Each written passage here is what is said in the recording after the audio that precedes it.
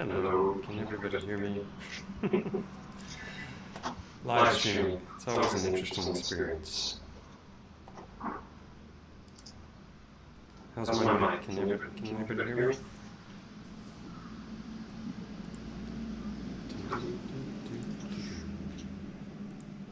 Hello, can everybody hear me?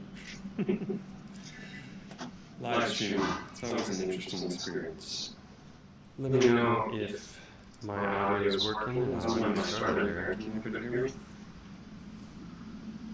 Can you hear me? But I'm echoing. Okay. Hello, can everybody hear me? Livestream, it's always an interesting experience. Let me know if my audio is working and when I start earlier. Can everybody hear me? So I've got some fun things planned, but I'm not sure about how to deal with all this. Comes to things like echo. Still an echo. Okay. How about now? Let me just put on some music. Is this echoing as well?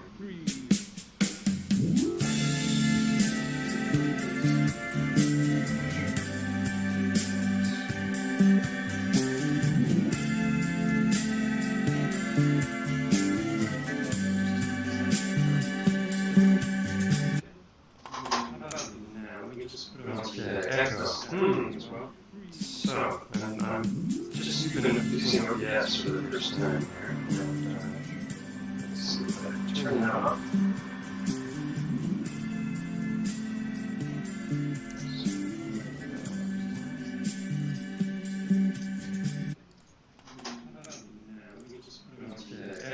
Okay, that's to make this work this time. Okay. Just going to be using OBS for the first time here. Turn that off the chat so I can see that.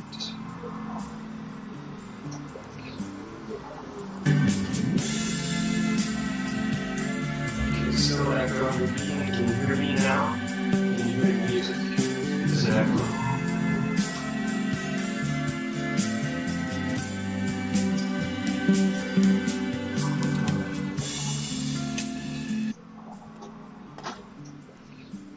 Is that any better?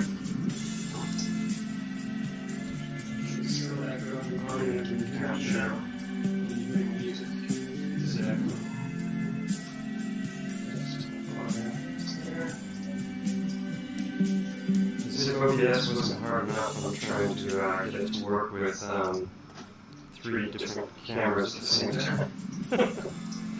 So we can do a little bit of microscopy.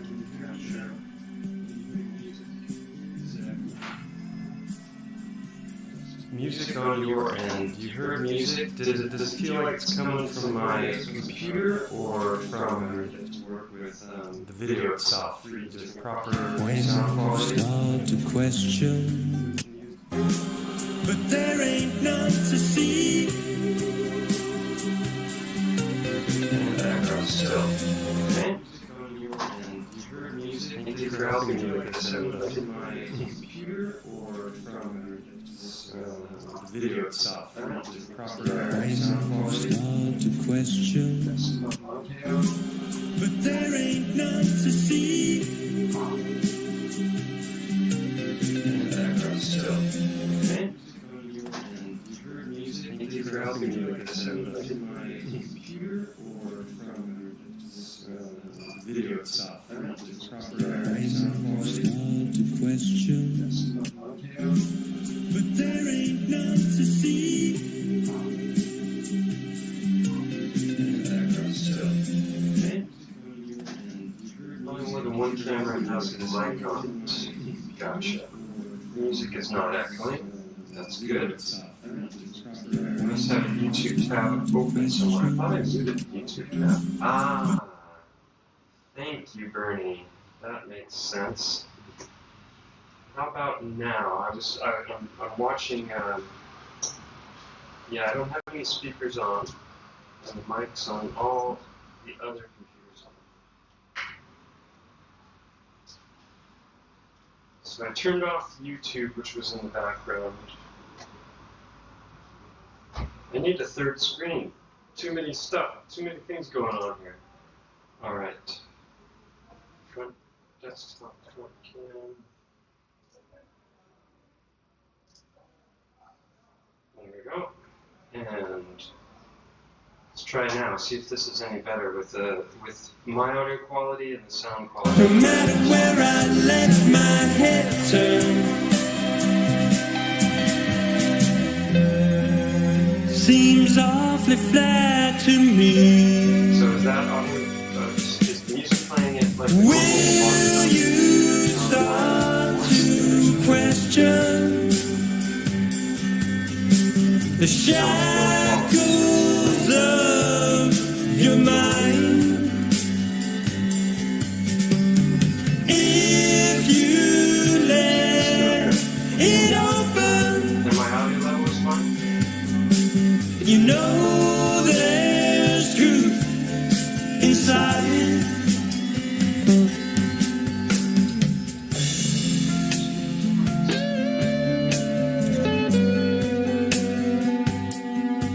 Music louder. Okay, well it was meant to be opening music, so that's okay.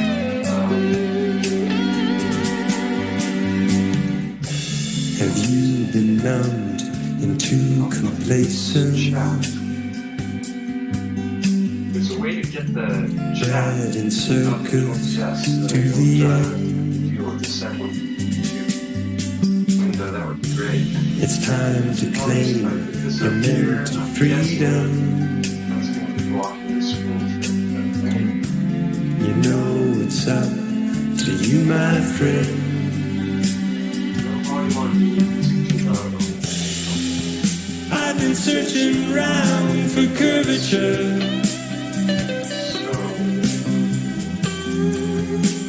but there ain't none to see.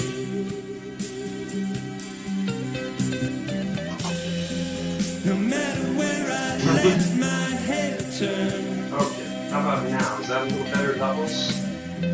I've turned the music down about seems awfully 50%. flat to me. Plus every time I ask you, can't hear you at all too loud. Will you Desktop audio. question How about now? Is that better? the shackles of your mind? This is a trial run, folks, so if you're looking for polished presentation, this isn't it. You know there's truth. Nothing changed. Alright. I don't know where to put the chat window so it's not blocking your view or mine.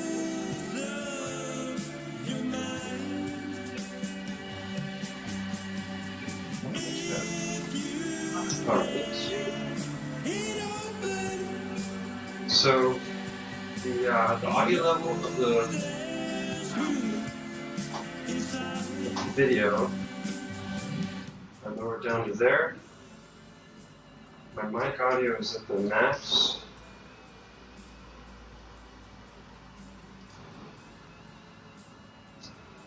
Okay, I just turned on another input, and I'm just wondering if the audio is any different now. Get rid of the music. Yeah, no, the music is a way for me to know if the background video, if I play any video, is working.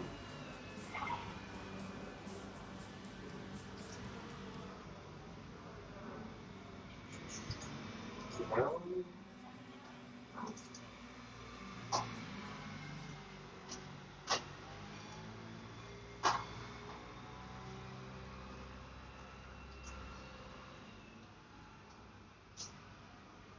room has a lot of space, so how's the echo? The comments are delayed for me by about 10 seconds. The music got low, but can barely hear me. How's my voice right now? I think I've turned it up to the max. Desktop audio, input capture.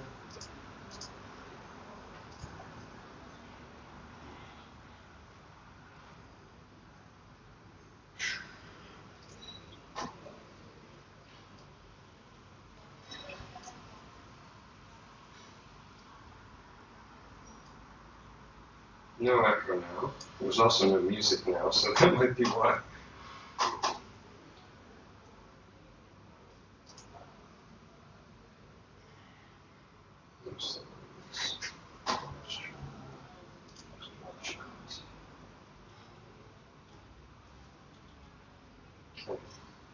Much better. Very little music. Can hear me. Okay. Except I don't have music playing now, do I? Let's just try one more time with the music.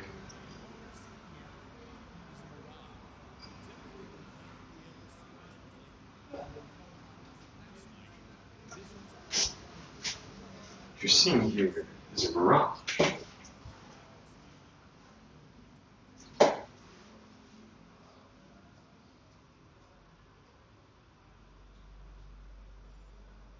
Alright.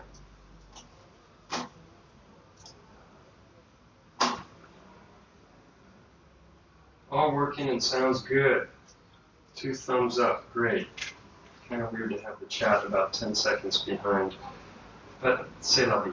Okay. So, welcome everybody.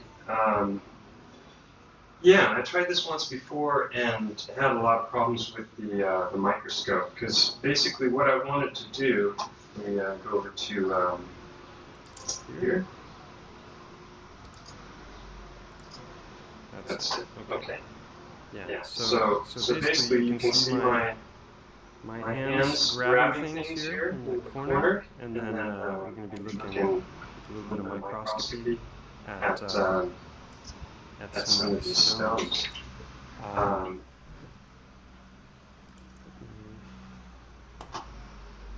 Okay, one last question, because this is really frustrating. I'm still quiet.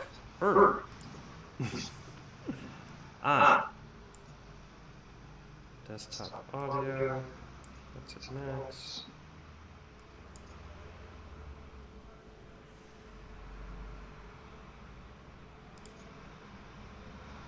As soon as I switch to camera, an echo came back. Your echo's back. Okay.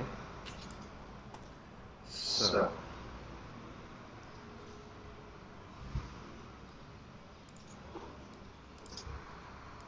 I think maybe OBS has an automatic microphone setup, and I've added extra desktop audio.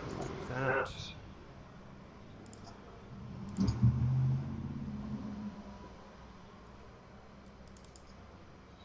Talkin.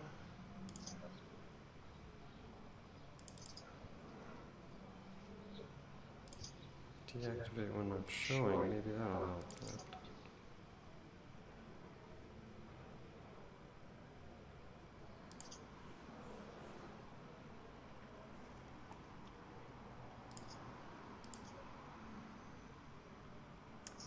What's that? We'll figure it out. Okay, when I turned on the microscope, then I got the echo.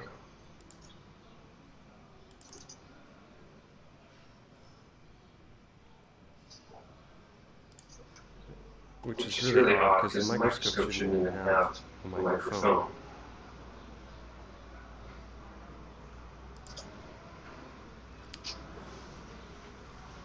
Alright, so how is the audio now?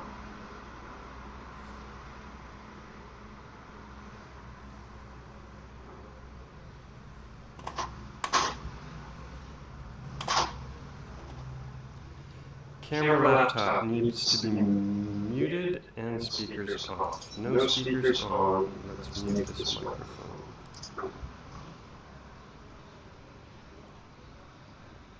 I feel like such a rookie.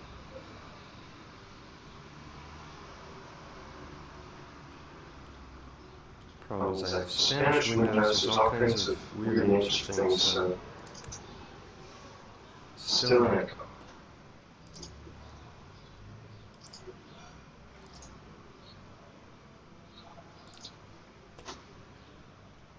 Audio movement capture. Okay.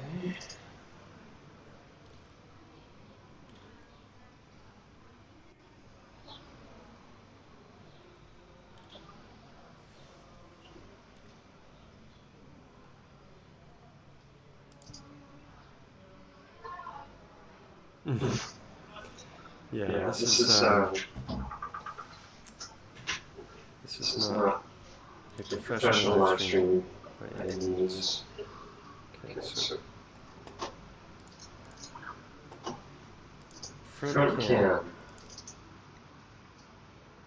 I have my extra mic, not extra.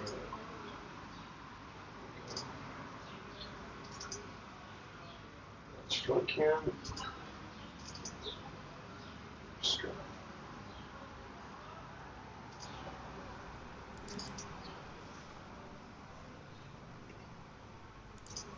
Now I'm just clicking on stuff. I'm not sure what to do about the echo. Hi Annette. Welcome. Terry Dog, Melissa Flores, Morning Glory. Welcome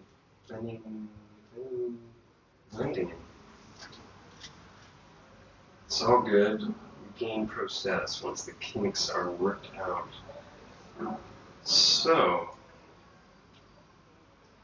I have no audio on my laptop. I've removed all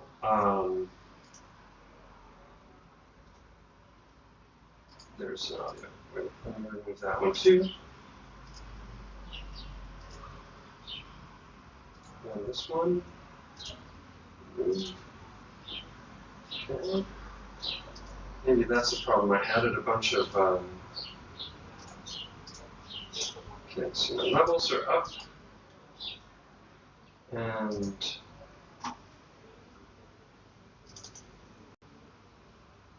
okay, so how's the audio now?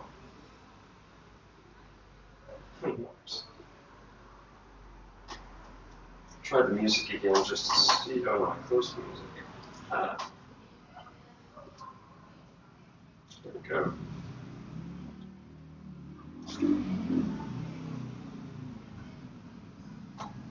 Just oh.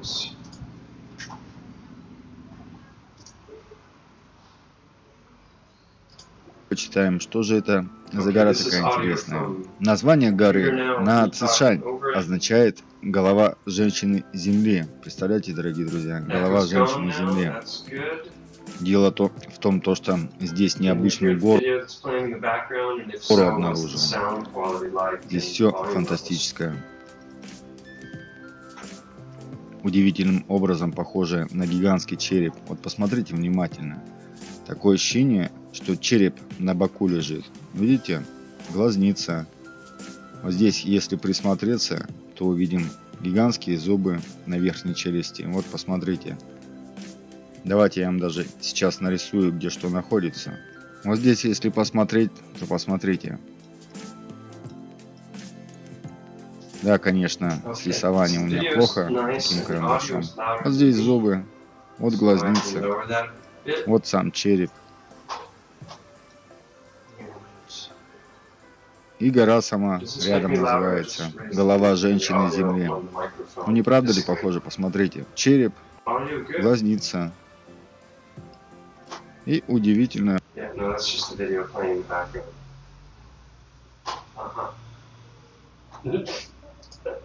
There's a lot to keep track of with OBS. Okay. Here I am, folks. Welcome. Thank you for your patience. Now I've completely forgotten what I was planning on doing today. So let me just figure out where to get this chat so that I have access to it without having a whole window open. Pop out chat. There we go.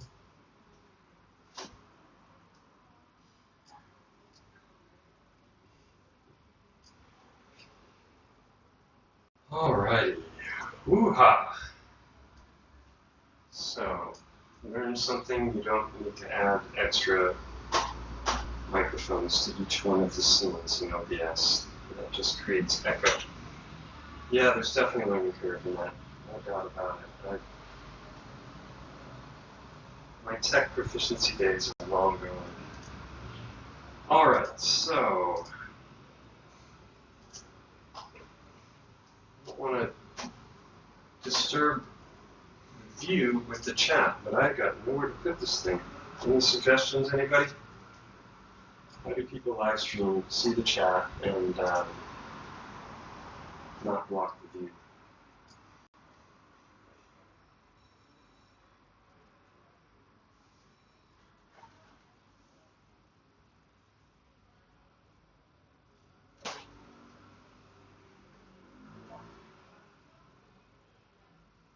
Alright, so if everything is good, let me just double check. It disappears. Oh, I know. There we go. Can't teach an old dog new tricks. There. OBS doesn't need to be so big. Getting smaller. Alright. All good. So sound levels are good, and welcome. So I just wanted to try out the setup here because I'm hoping to do a little more live streaming, showing some of these rocks in more detail. I have front cam, and then there we go. Got this one.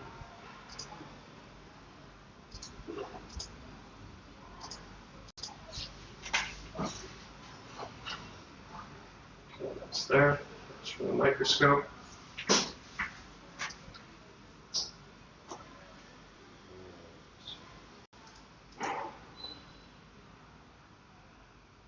All good.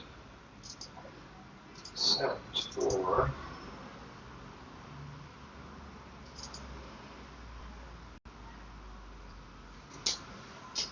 okay, now you're seeing. Ah, that's because it's in the video. There we go. Fancy, the little hand cam. It's just if I show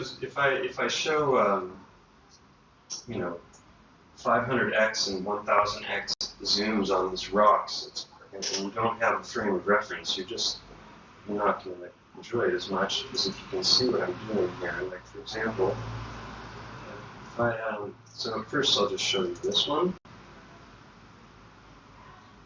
This is just a little rock. Looks a little fleshy with some lines going through it, and then if we go back to here, you can see my hands getting closer. There we go. So I'm going to mess with the focus a little bit. Ah, see, and this is what happened last time. This is what stopped me the last time I tried this. This microscope freezes up for no reason at all. And then I have to kind of restart it. There we go.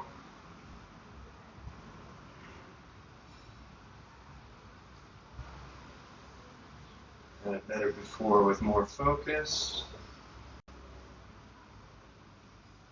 It needs to be oiled. It's a little rough, the mechanism.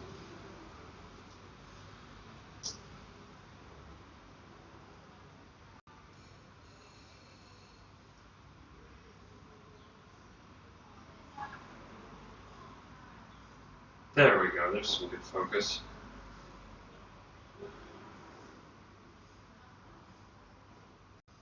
So that is looking at this thing with 1000x. And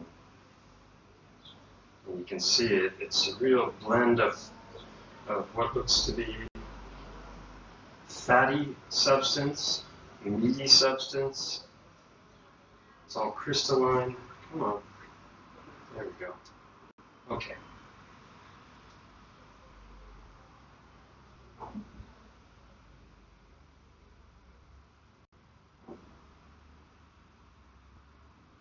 focusing.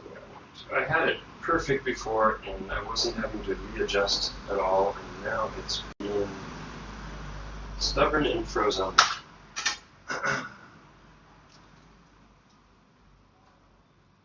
Can't we just get along?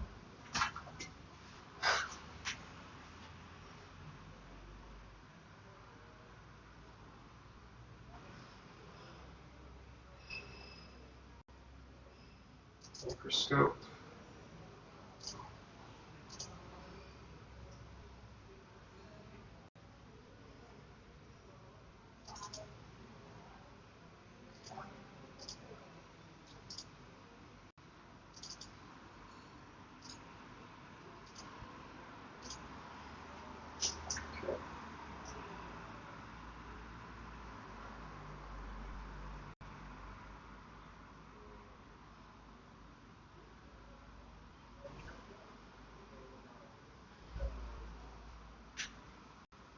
Alright, so yeah, well, better that I don't get a bunch watching right now, because it's not it's not very interesting. Alright.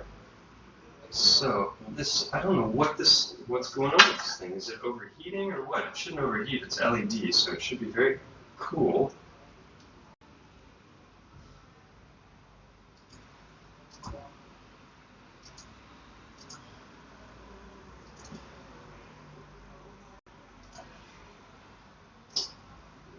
Text screen can back to the Microscope general.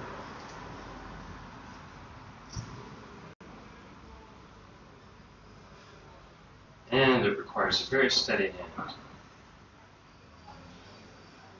dealing with the size. So you can see how, and it just stopped, just again. Ah. Alright. I'm starting to be very frustrated with this thing. I think it's the USB port that's the problem. I'm using basically all of them, so maybe this would be a slightly better connection. Let's see how that works.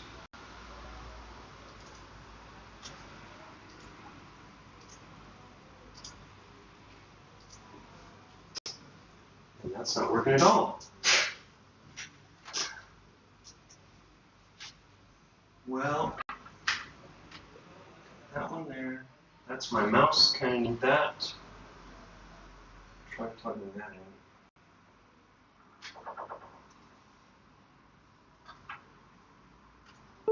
Yeah, it'll be good once I get it all ironed out, all the kinks. Because there's a whole lot to look at. And a lot of these white stones that you see that are just like bone white, when you get them under the microscope, they look entirely different than bone white. They've got all kinds of different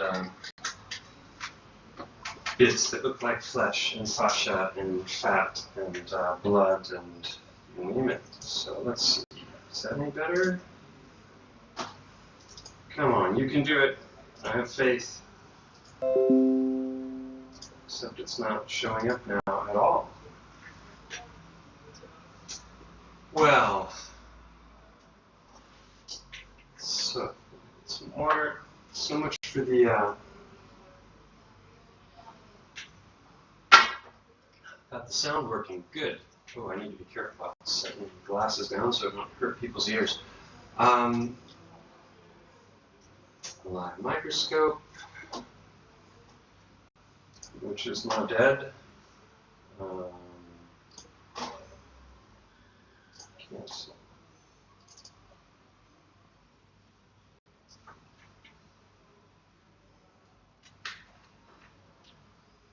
Yeah, I need to spring for a new computer at some point, I think, because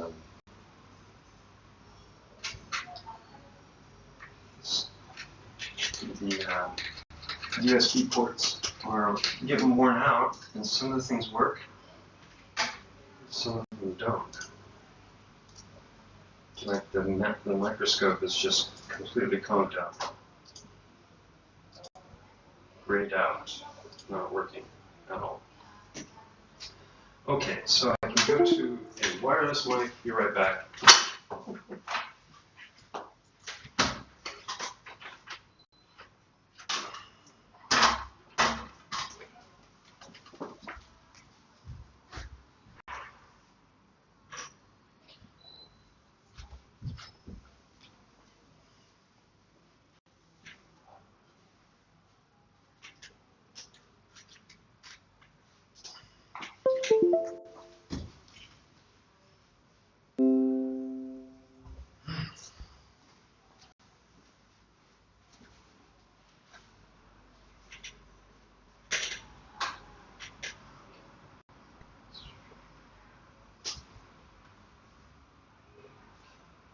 So that one was there.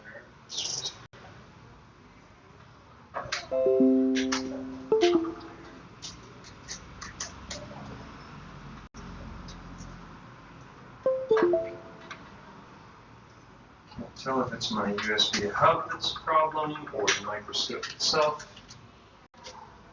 But there's no reason it should just be working and then stop like that unless there's some connection that isn't great. Nope, it's still grayed out. Disappeared entirely. Let's see if I can.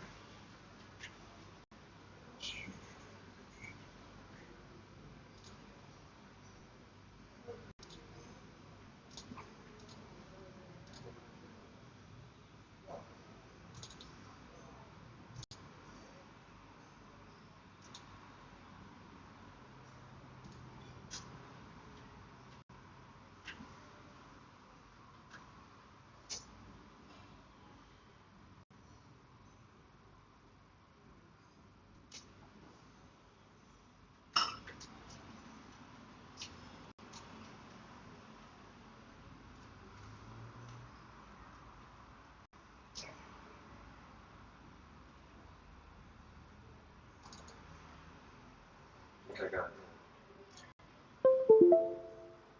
So,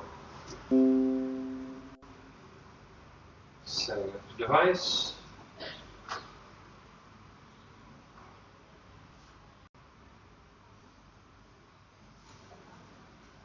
Should take your sweet time setting it up.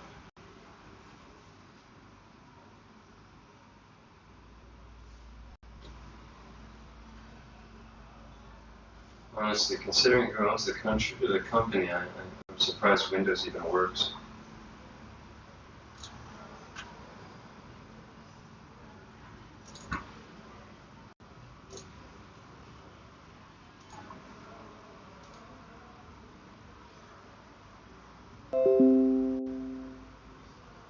Okay, device is ready to go. Good. Let's try.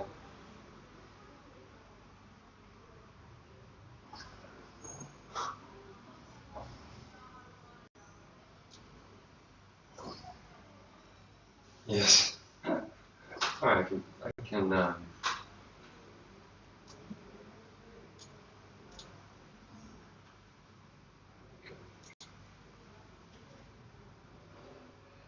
Yeah, someone asked if they could send images to me.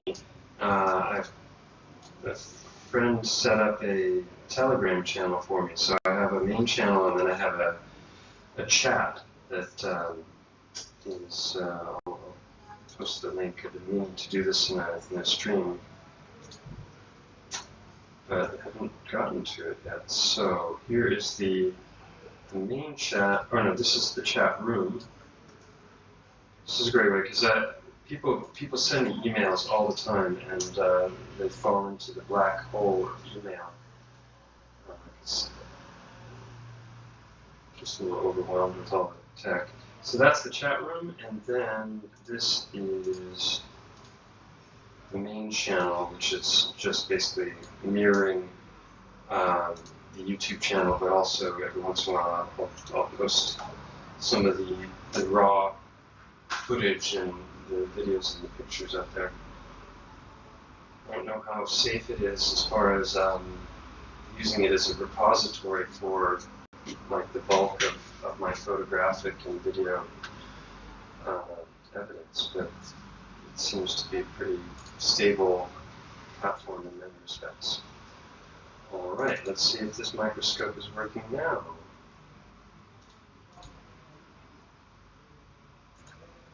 That's right. Nice. And we can just add that. Video capture device. Create new. Logitech. General. There we go. It's alive! We have liftoff there. Okay, now let's see how long it lasts though, huh?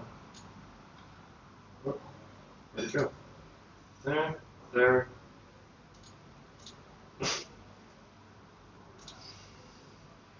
Mother mia.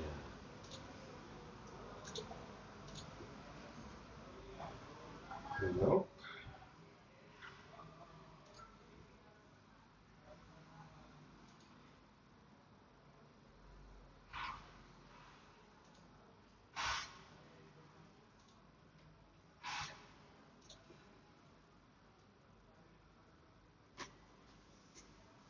It's not letting me add resources.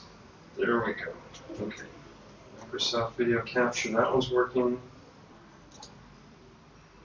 That's not. Remove.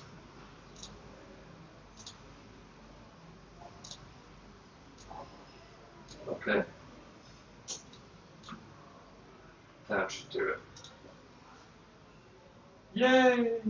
Okay, let's see how long it lasts. Try not to. The problem is I keep touching the camera and then the USB is sloppy. So then it freezes on me. Okay. All right. Well, let's go back to that one. 45 minutes later, and got this one here.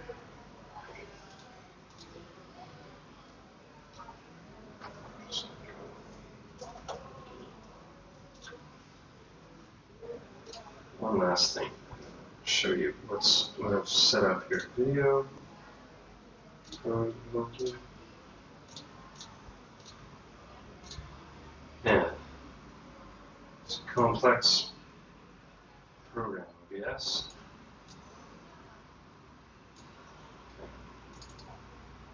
There we go. All right, so these are just some of the stones I picked out, just a little cross section, and then I've got some other stuff there from around the mountain, which I'll show as well. And I don't think we'll get to it, but I put out a whole bunch of the hard stones down there, and the problem is if I go to show you those, I'm not going to be able to see anything on the screen. So we'll stick with the easy stuff first. And so am I still 5x5 with everything?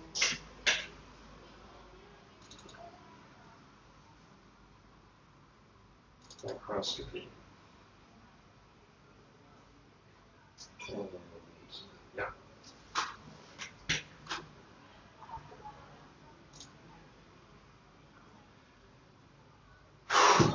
Need a nap after that. Live and learn. All right. 5x5. Great. We did it.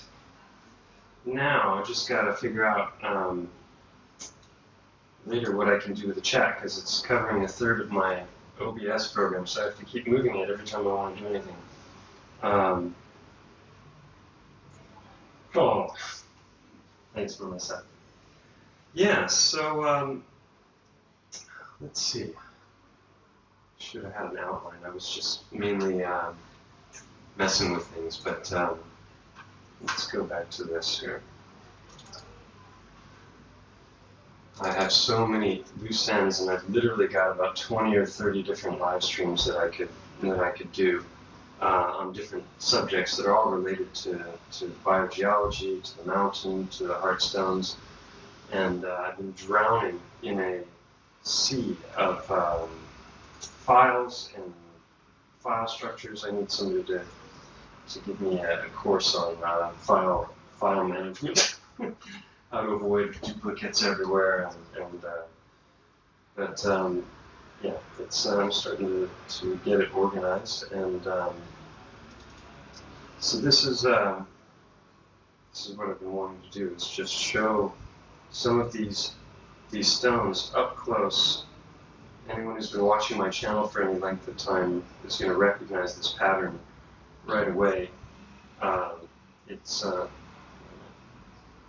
should be here. There we go. That's easier to show like that. So you can see that there's this classic harp shape, curved underside. There'll often be lines going down. There'll be indentations or creases or openings at the top.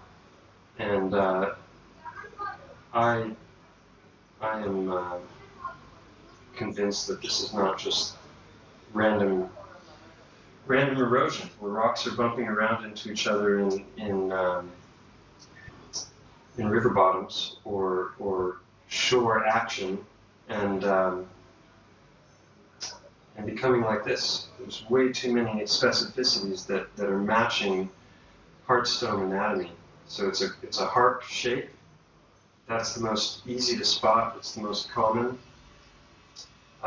Once you spot it, you can start to like see portions of a rock, and then pick up the rock, and you'll find that the rest of it is basically what you were expecting it to look like, which is kind of cool because there's a repeatability and to the whole phenomenon.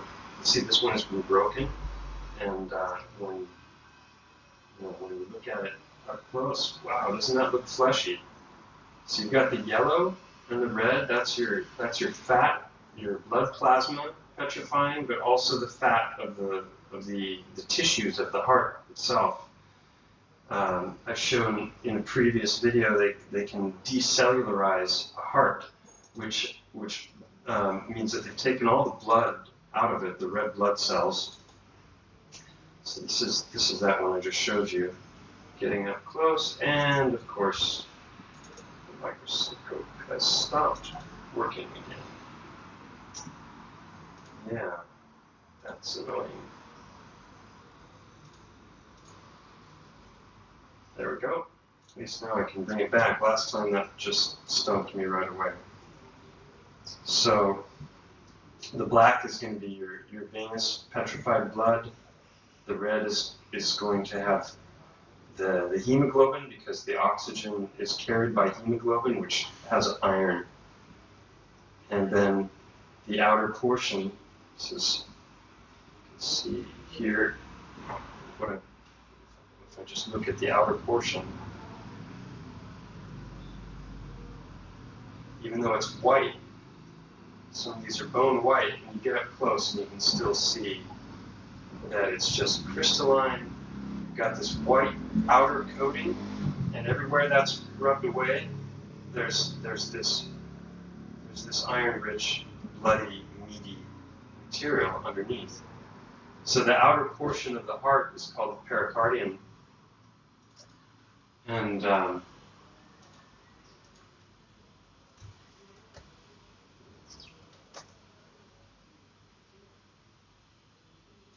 it's the thickest of the fatty tissues that surround the organs. There's a good example of it.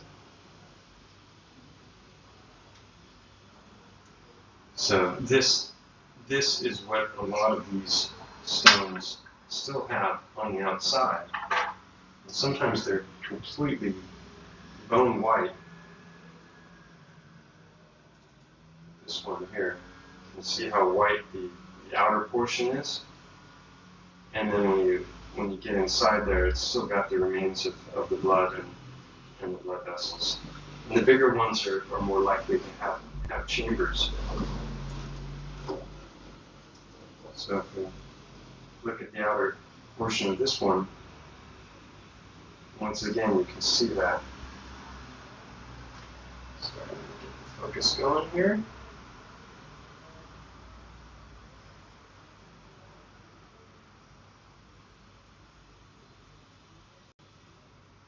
So that's pericardium, and then once you get to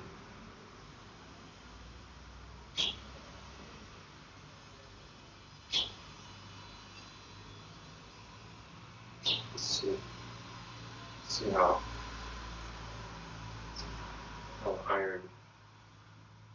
iron manifests.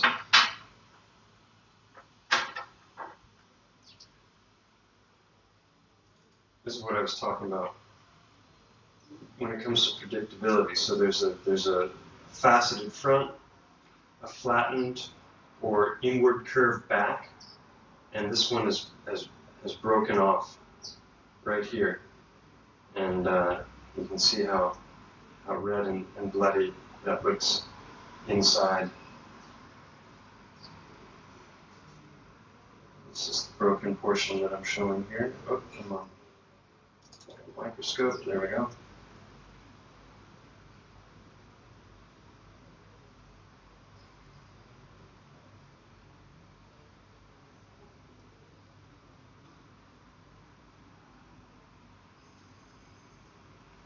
Right. So this is a cool bit of stone.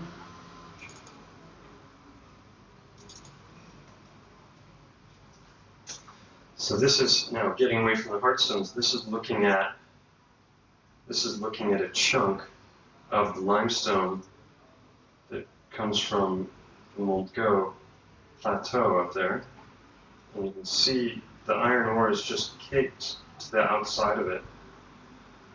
And that's, in my opinion, this is like seepage or coagulation.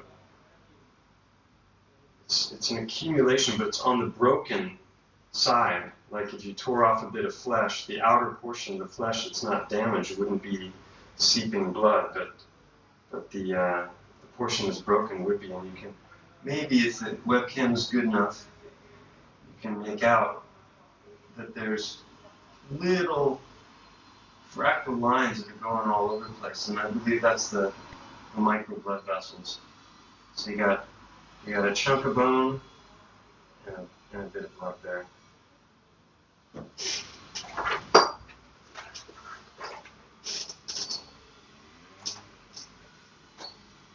are we doing here? Everybody still with? 5 by 5. Reptiles from this world. Sadly. Reptilians. Cold-blooded. Calculating. Not exactly the most compassionate, perhaps. Although some reptiles are cool. I like turtles. Turtles are nice. Alright, so this is a chunk of quartz, and there's no pattern. It's kind of melted. I've shown this in past videos. Yeah, pull up example. Fascia. There.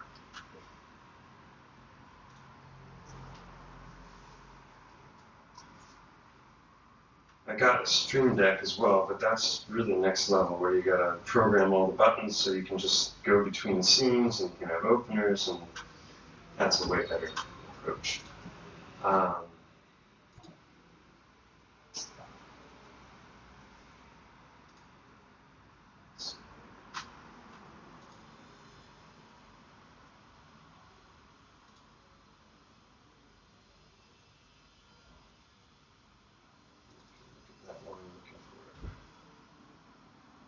Don't think that that's a hard stone, but how cool.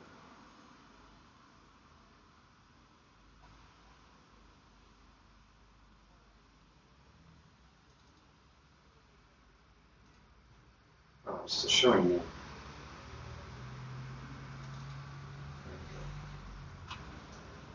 This is one I did a little short video on my channel the other day on my way up to the eye. I did a live stream from the eye of Moldgo.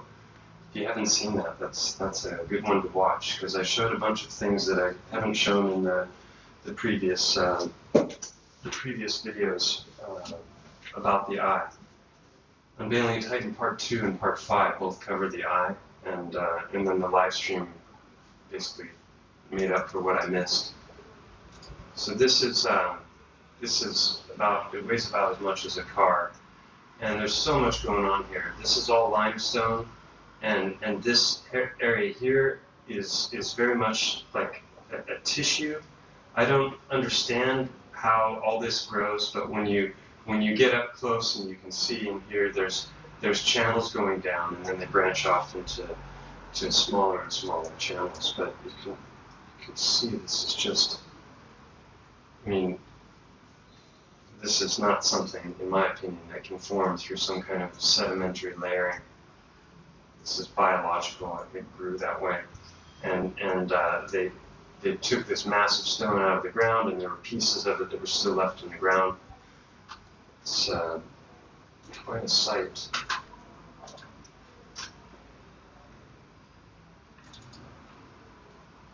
So that's up at the eye. So when I went, this is another one that you can see. There's that layering again, but this is all crystalline. That's one massive chunk of quartz crystal.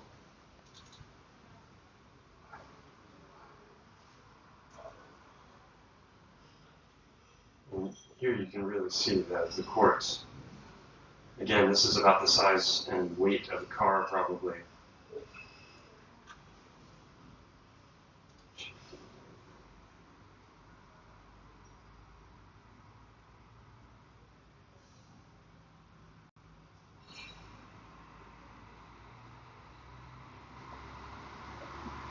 Why so many hearts? Did they preserve well or something? I could decorate my home with heart stones. I'm baffled. Yeah, I was baffled for the longest time. I found the first stone,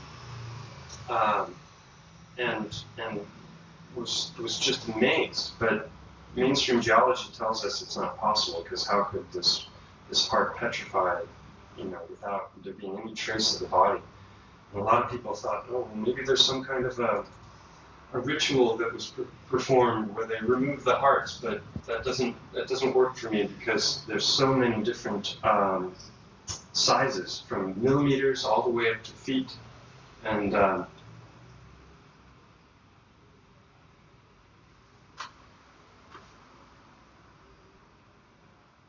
yeah, it doesn't make sense that they were removed.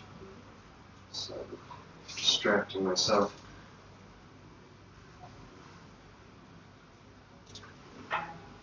I'll be more organized next time. I was just trying to get the tech working. So this was this. There it is. Walk. See the Mount mountain. Go. At the foothills. All over. See this whole area. All over this. Disappeared.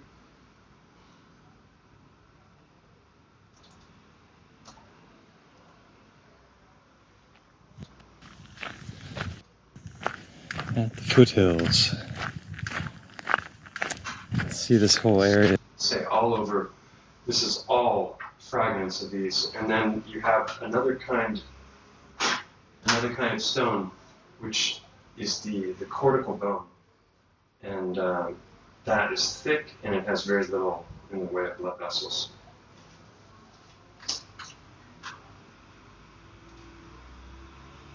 Yeah, so back to your question, Michael. Sorry I didn't answer. So why so many hearts? I believe that the outer portions of the body were destroyed as the hearts are hardening. So not just the hearts, but the other organs as well, kidneys and whatnot. But they're very the hearts are very distinct. They're easy to spot. They have these telltale signs. They have the blood vessel openings. They have the suture lines. If you look at the way the heart is designed, it is constructed. It's like a knot with all of these different passages going different directions, and then it comes together in lines that are called sutures, and you can see those in these stones as well. So the more of those kinds of characteristics you add to the list, the less likely you should be able to find a rock like that. And I find them by the hundreds, by the thousands. You know, it's just such a repeatable and very easy to spot theme. This one showing, I think it's upside down backwards. This one showing the blood vessels. That's the top, and there's your aortal remains. And then the bottoms will usually be twisted like a propeller. So how that petrification process happens, I have created a theory called boiled egg theory that basically, because the pericardium is like a shell that's protecting the heart, then the heart is floating in the chest cavity, which is filled with liquid, and then the pleura is a very thick fatty layer that protects all of the organs inside in the chest and abdominal cavities. So as the outer body is being annihilated, the inner portions would be boiling. If it's heat that's doing it, if it's electric or plasma, then it's some kind of a transmutation of the elements that's occurring.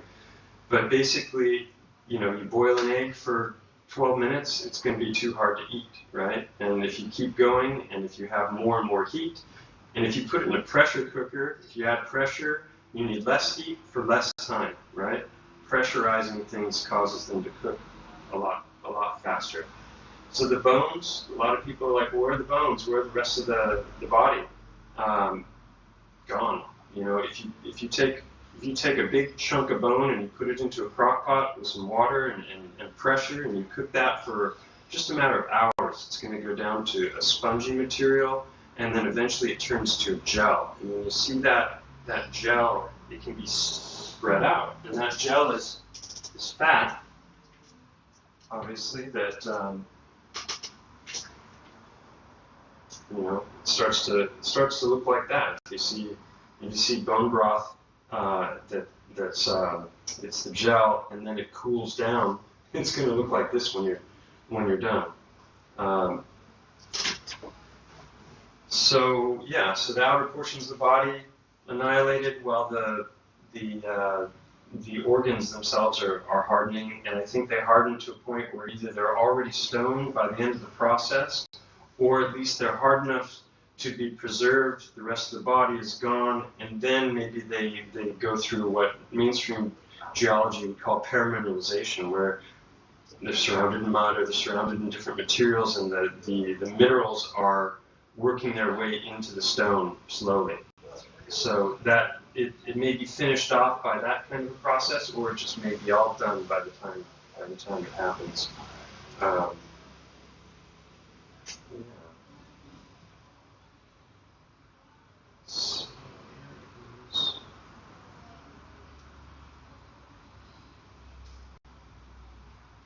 See the chat, but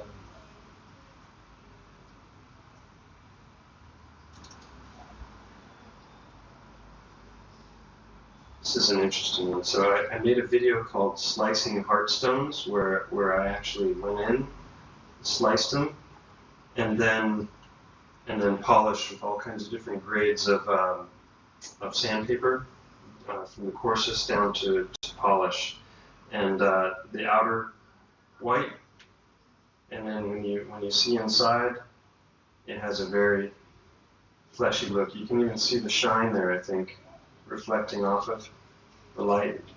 So that's polished, but when you put it under a microscope and look at it, hey, it's still working. Thank God for small miracles.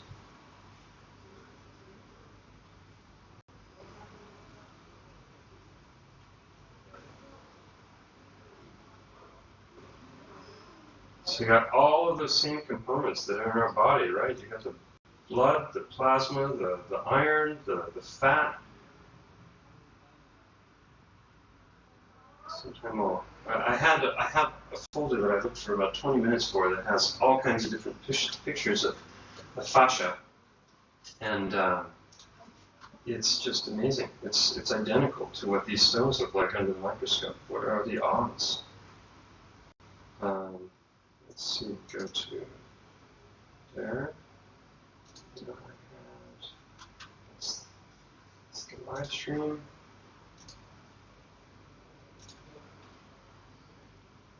Boy.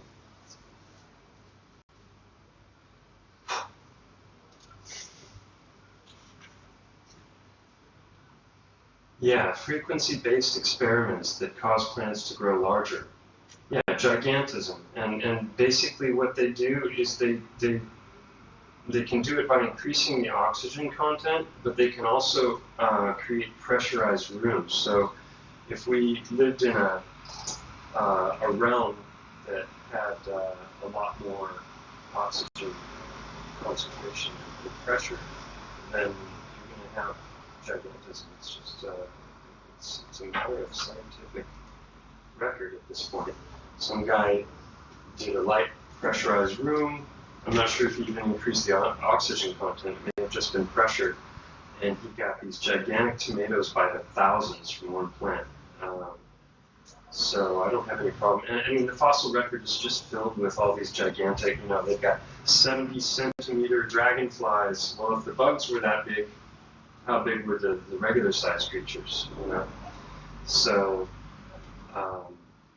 the gigantism, the trees, to me, the trees are just undeniable with the evidence that hangman has shown, all these tree stumps that, some of them may be mining waste, some of them, slag heaps, some of them,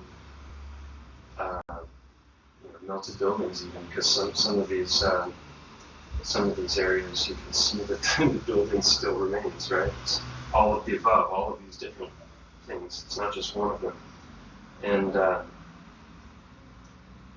and then in the rainforest, 80% of the life lives in the trees. So if you have these avatar-like trees that were, huge canopies that reached miles into the air, and that's where the majority of the life was, then if there was some kind of a major plasma or electrical event, then those creatures up in the trees would be the first to be hit, and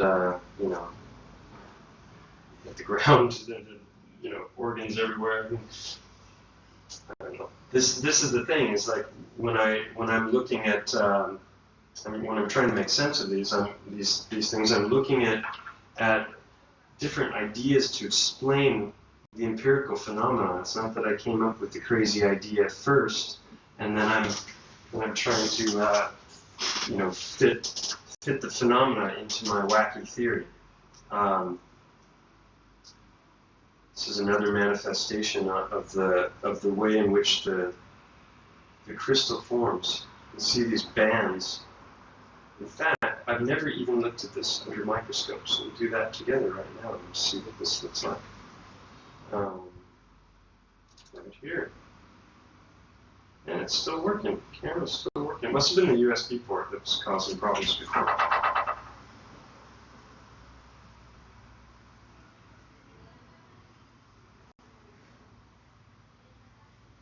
It's got this sheen and this glistening, just like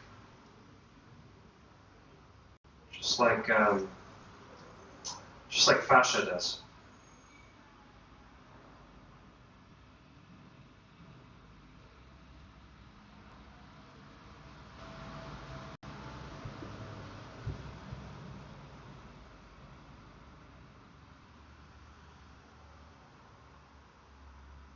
So, is it geological or biological, or is it biogeological? Here's another example of a little chunk. Just taking, if this is an outer portion of a lot of the stones, and see how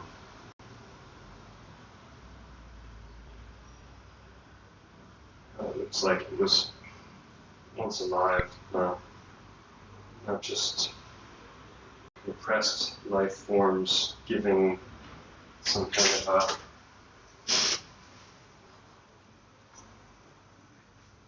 of a layering that then breaks into smaller and smaller pieces. All right, so how's everybody doing here in the chat? Can't see how many are watching, but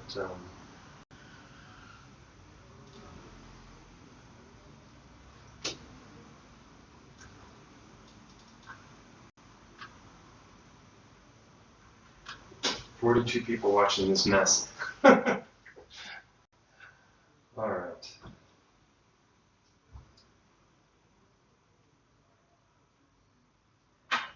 Yeah, so they can't just press the flood button and reset us. Could electric energy cause these kinds of fossils? Heat, electricity, plasma, it's not my forte. I just know that these events have happened. You can see the traces of them all over the realm, and to assume that it hasn't happened, I think is just foolish. And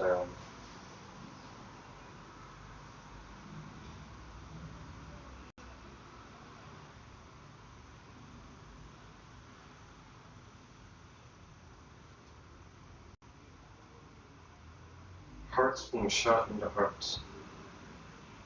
Well, it's funny. I thought about these.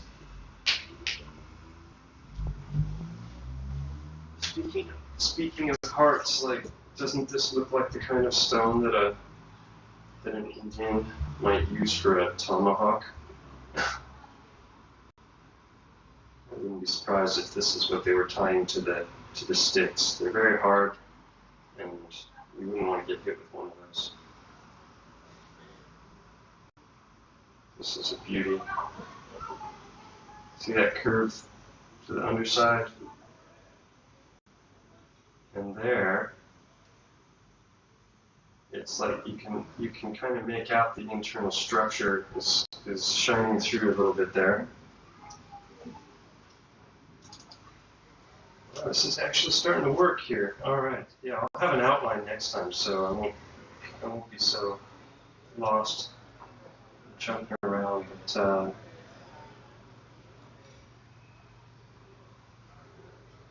again, like, it doesn't matter what the rocks look like. It seems when you look at them under the microscope, they just look like a combination of fat, blood, iron, and fascia. It's like they're all the same, no matter what the starting color is. Like, look at this one and compare that to the color of this one, and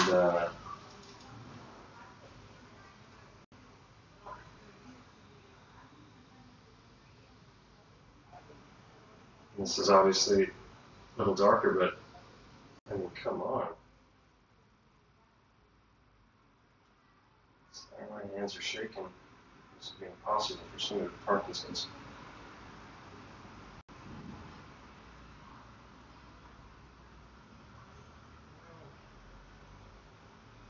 I have to get myself a different one of these microscopes because the focusing mechanism is mediocre at best. This is coming out, zooming out a bit. That's more like 500x right there. So even in, like, when you look at this stone here with the naked eye, you don't see any of these lines at all.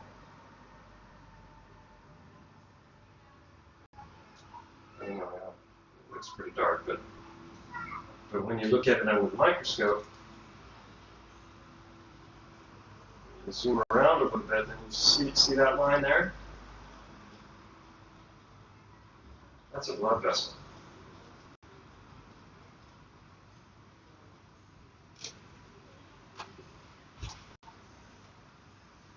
Petrified chocolate. Sherry's chocolate obsessed. There's just no doubt about that.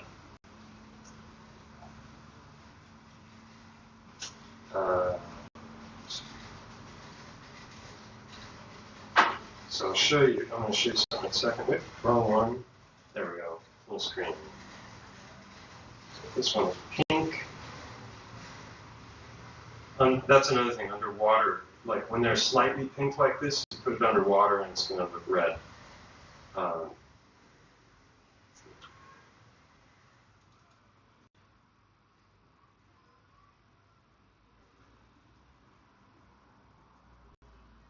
Not so exciting. There's more of the same, right? You can only see so much when you're looking at something with a 500x or 1000x. Looking at such a tiny little portion.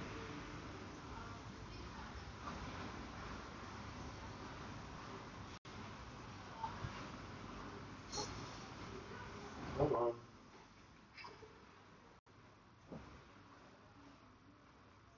It's like when I finally get it not shaking, then it's not in focus. And when it's in focus, it's shaking. There we go.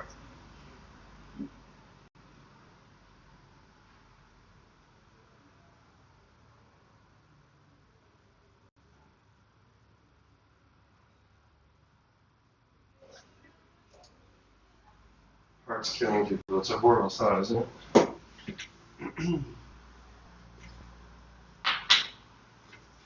Here's another thing I haven't tried. So this one I showed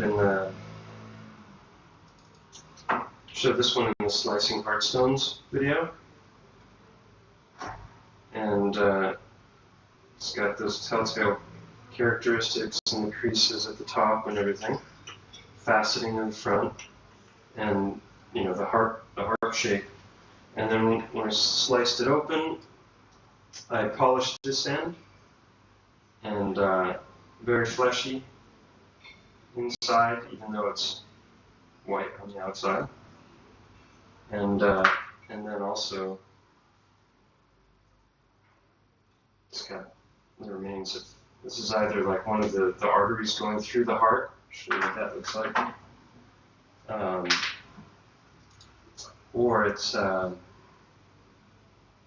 it's the top of the chambers. I'll show it in a second, but thousands of photos.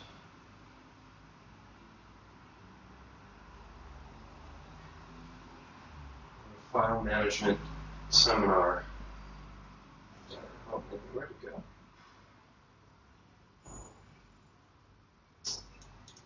These are interesting.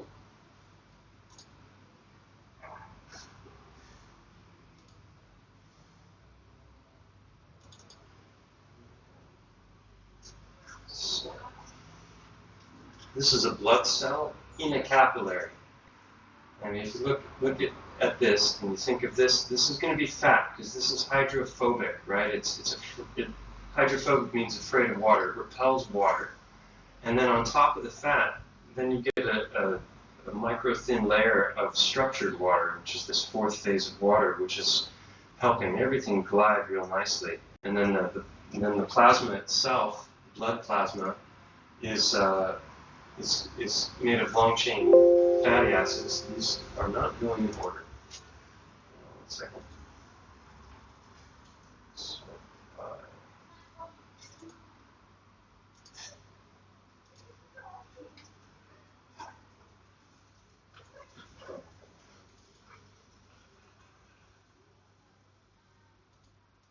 Seeing that? Okay.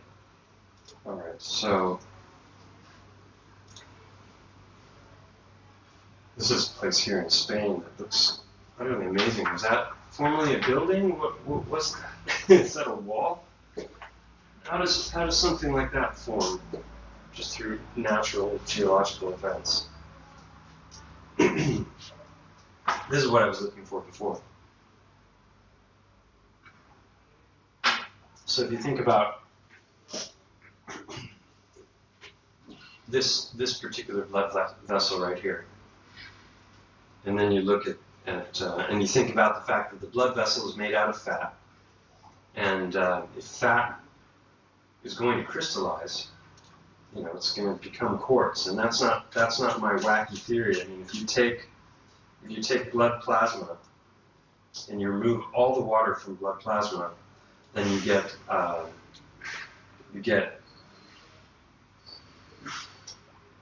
you get crystal. I have a picture of a bottle of human blood plasma. It just looks like flakes of quartz crystal.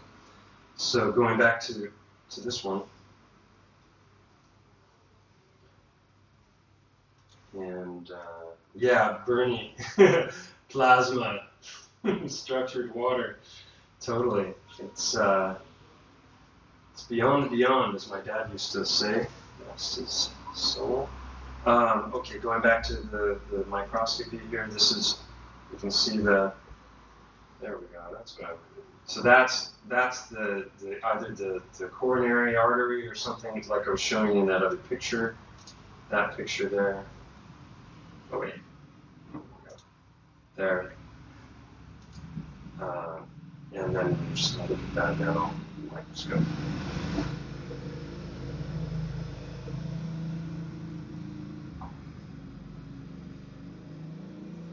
That portion.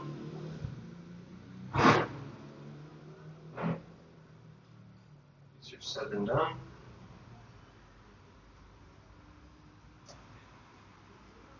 We'll zoom out a little bit.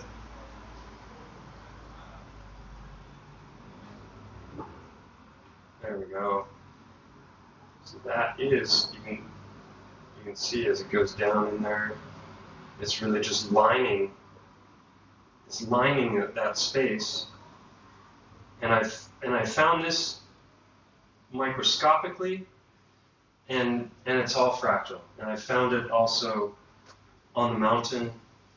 There's a massive channel going through in the part 6 Unveiling Titan video. I'll show you that. It's a good reason to try out the streaming here. Okay.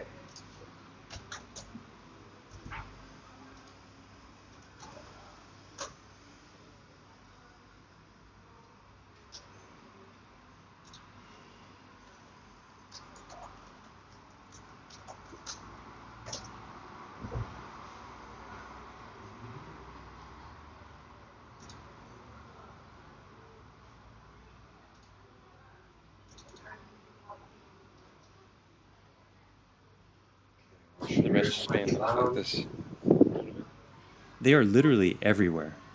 Virtually every mountain in this region is covered almost entirely with these terraces.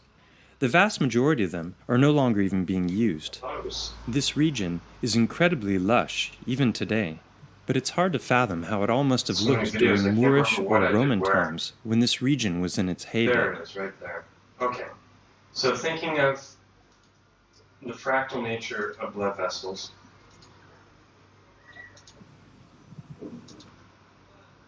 this looks very organic. This is inside the eye of Molko.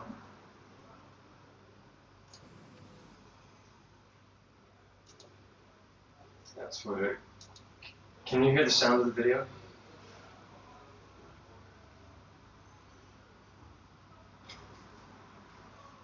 I mean, not that you need to now, I'm just curious.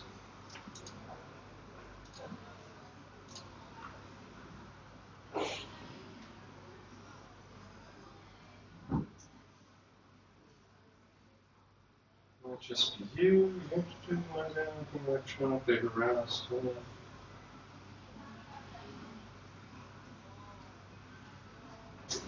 Yeah, Michael says, and we mine and use ore, that's essentially blood and living tissues. It's like as above, so below. I even wonder if we are pineal gland or something. Yeah, I think that they were mining the Titans, I think, before, what a lot of people like to call Tartaria, the old world, before it was destroyed, before it was even built. The materials that they were using, I think, came from the Titans. And through going back to the whole thing with gigantism and the tomatoes and pressure, also there's this whole concept of biological transmutation, which means that the biology, the body, is actually creating elements that it's not taking in. Perfect example of this is the chicken's egg. The chicken is producing an egg every day, and that egg has a shell that's made primarily of calcium. And that calcium is more than... Oh, right, yeah. Yeah, I'll unmute that in a moment. But that calcium is more than the chicken takes in the course of its daily eating. So that means it's actually creating calcium, which the mainstream scientific geological model says that elements are created in the hearts of stars. So you need some kind of fusion in order to be able to create calcium.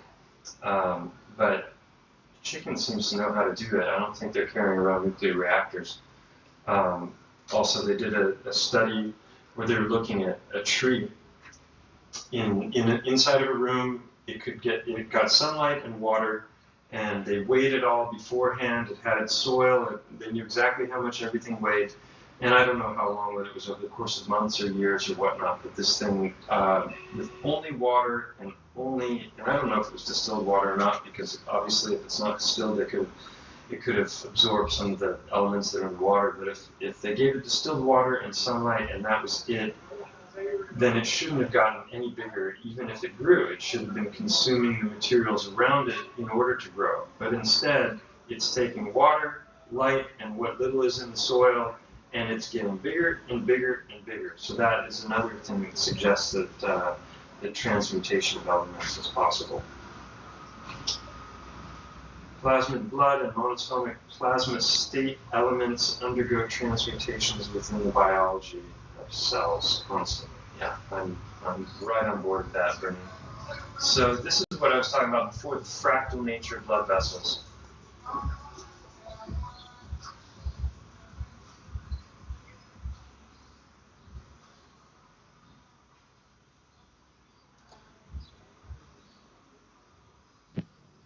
Can you hear the sound in the video?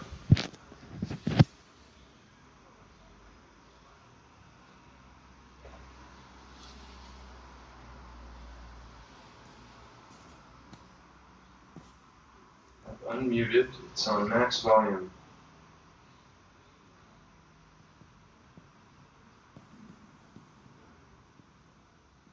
So this is about it's maybe 20 meters long, and it's about a 10-12 inch thick layer of crystal that goes the entire length between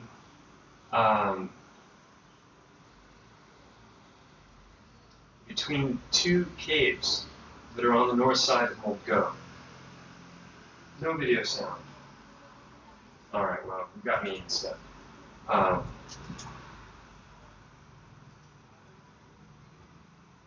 So this is just looking up from inside. There are channels going off, and they're always this biological shape. It's not like water erosion. There's no smoothness to it whatsoever, but yet when you look inside here, you'll find smaller channels branching off in all directions. And so I think that this is literally the remains of the inside of a Titan artery, because it's just hanging there. I've got it. It's in the 6th Unveiling Titan video.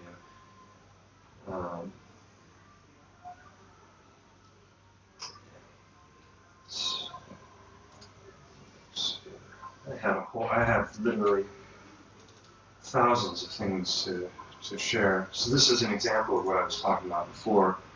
You know, even if you buy the water erosion idea that the water has somehow carved this channel out, then why would it just break off in all these different directions? And each one of those is smooth and has contour to it.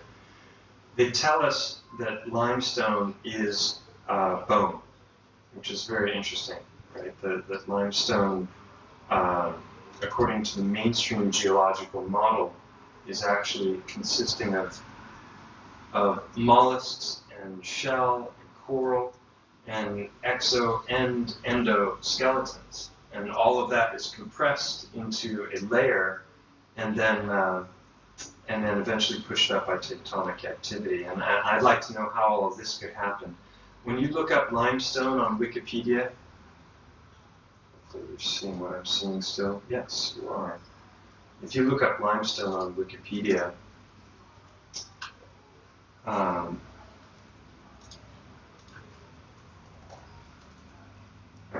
just search for limestone.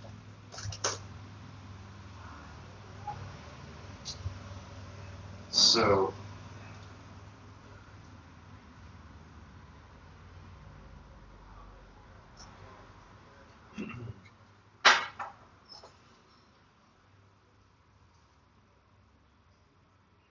here we go.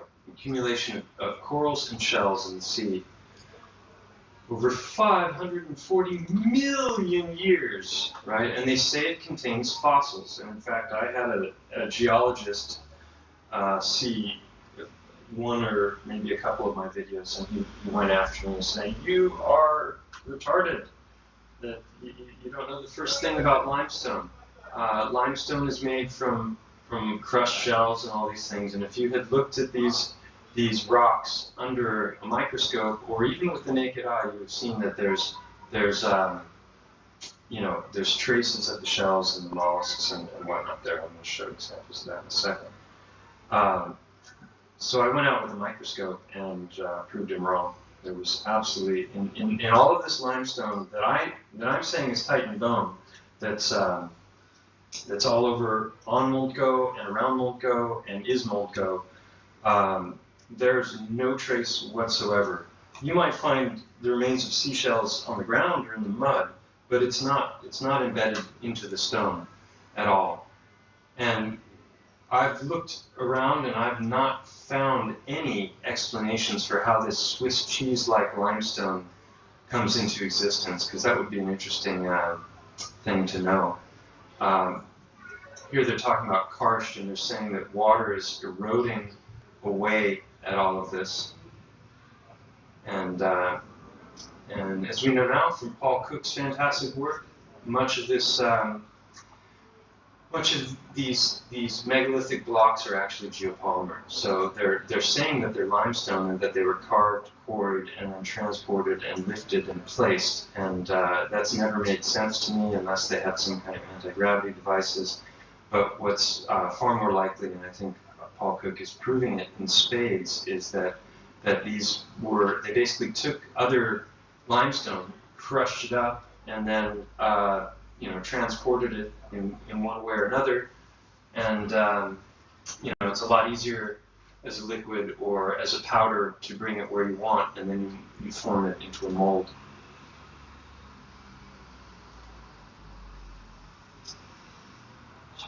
Chat here.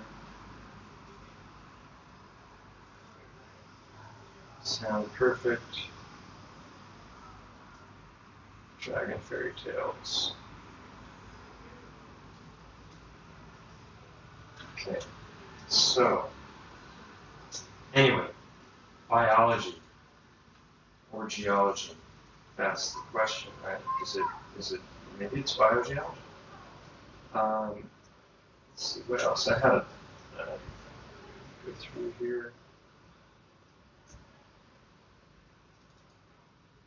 Made a short video going up into this area. Oh no, this is a different one.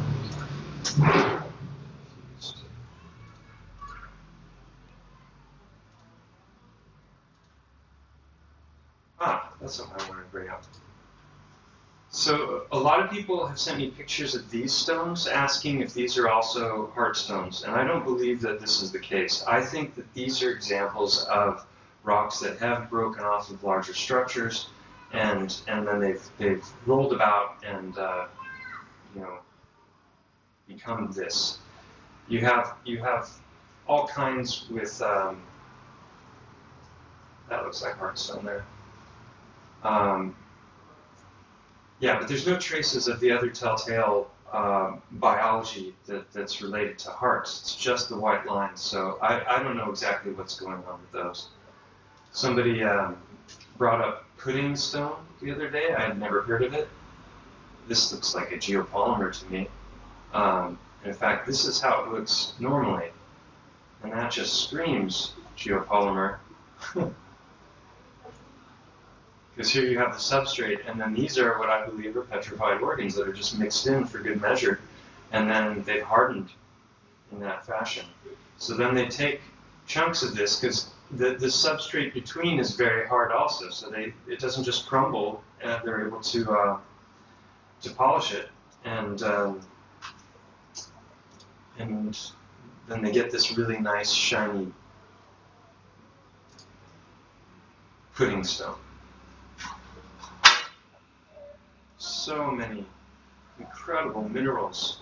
You know, if you just look for minerals,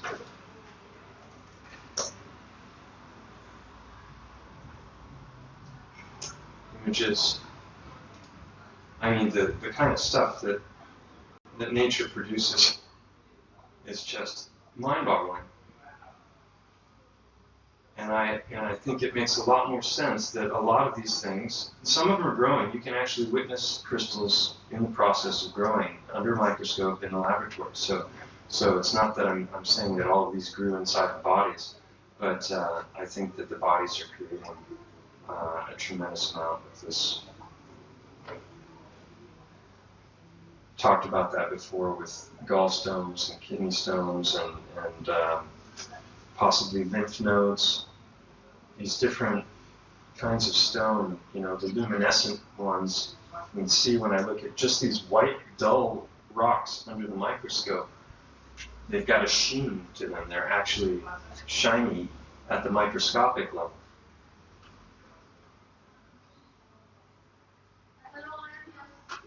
So, yeah, pudding stone was interesting. There was an image, I think. Yeah, here it is. So here's pudding stone, and then what the heck is this? I have no idea. It almost looks like, it almost looks like screws of technology. Look at those are perfect lines there. I don't know if this rock is attached to that or if it's just sitting on it, but I was more fascinated by this than by this. This just to me strikes me as a whole bunch of stuff that got mushed together and then hit with some kind of high energy or high heat, and then it's been polished. And I don't think it formed that way at all. Somebody sent me this video the other day from UAP. I mean, there's so much mystery when it comes to just rocks, without even getting into petrified organs or titans. This thing changes color when you put your hands on it. And It when you glows see all the kinds of hand different ways. completely black, It's they did pretty see what they get at the fascinating. moment, but test I have no idea. and Here's the filmed hand it, print remaining. I have no idea and the what's going hand on with appeared to that rock, but that's an interesting little video by UAP. Great channel, by the way. Yeah, and this, at first sight, might seem to be geopolymer, like the pudding stone, but I don't think so at all. I think this is trabecular bone here, and it just has a ton of the plasma still present. You can see the crystal coating every space. So you got bone, and then you got quartz, and then you got the red earth, and iron mixed in for good measure. That's another really big one. I want to show you if I can find it. It's in this folder, but I've got like 400 pictures. I want to show you what the water erosion looks like down by the sea, because this was something initially I saw a bunch of stones that they had lots of micro holes in them. I thought, oh, maybe these are lung, because I was looking for different examples of other organs, not just hearts. And of course, I can't find it. I love all these. Come on. I have a really great example. It's a combination of everything. It's the heart stones, geopolymer. Well, while I'm looking for that, you can take a look at that and ponder it. I found a bunch of those all over the mountain. And I'm wondering if this is like the remains of sphincter muscles for glands or something. I mean, what on earth would cause that to form in that fashion?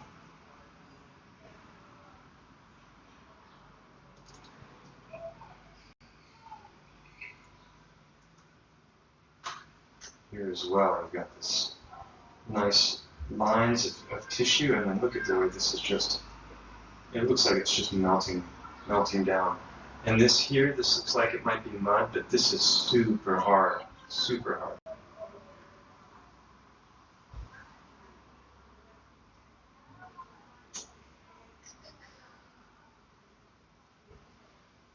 This is from my Picks to Sort folder, which hasn't been sorted yet. So, I found it. Excellent. This is what I'm talking about here. So this is a block down by the sea of, it's a chunk of geopolymer. And you can see what it's made up of. It's made up of all of these different little organ stones, and then it's got a substrate.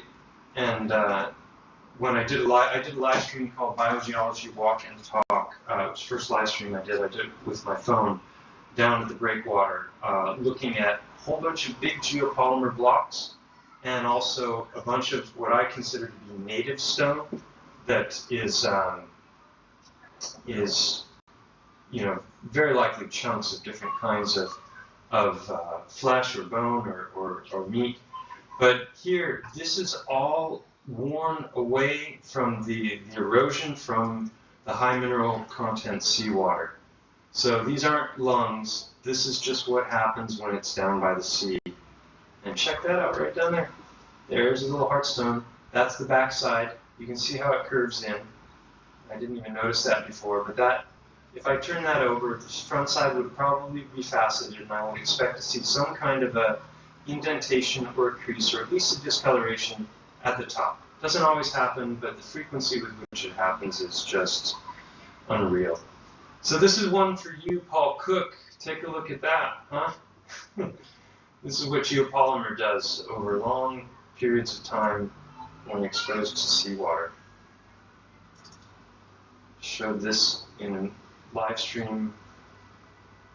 There's an artist this is him, Jose Manuel Castro, and he knows how to manipulate stone like it was soft clay. That's interesting.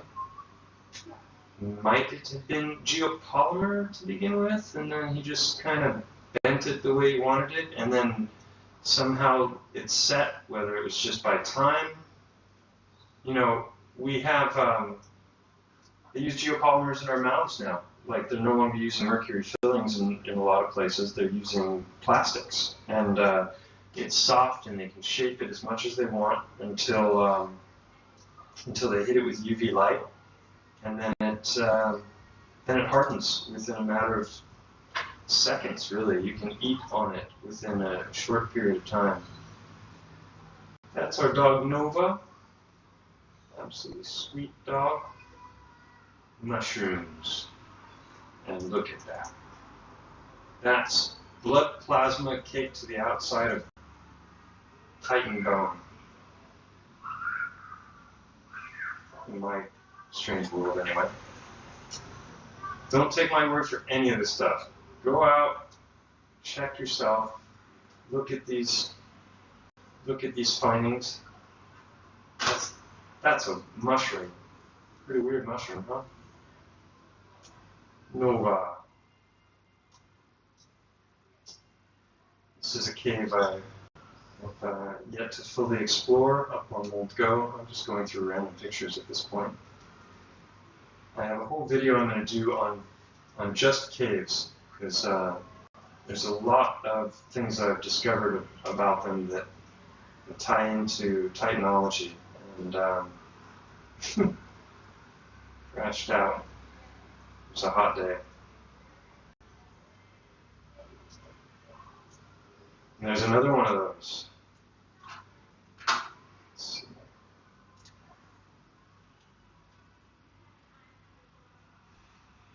Okay.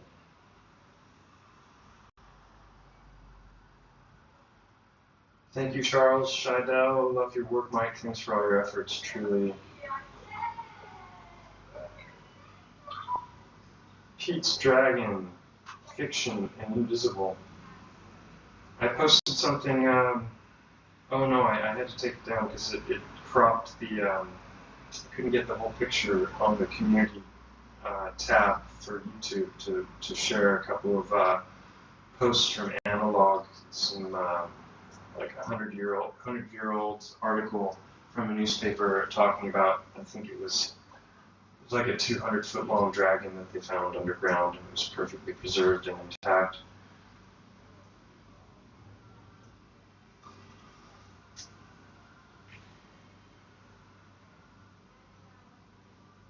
Mike. Speaking of analog, there he is in the chat right now. Waking Up with Analog on Twitter. That's it's a good channel. If you can't find the link, it's on the community tab in a couple of posts. He just pours through all the old books that are in the archives online, and he finds just total gems of things written about. Biogeology, yeah, it's a new ology.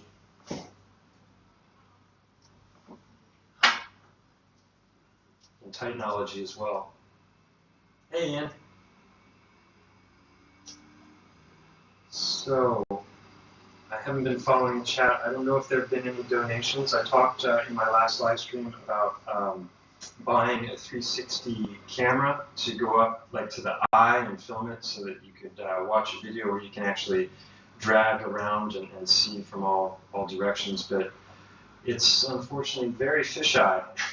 So I don't know if it's really worth the money.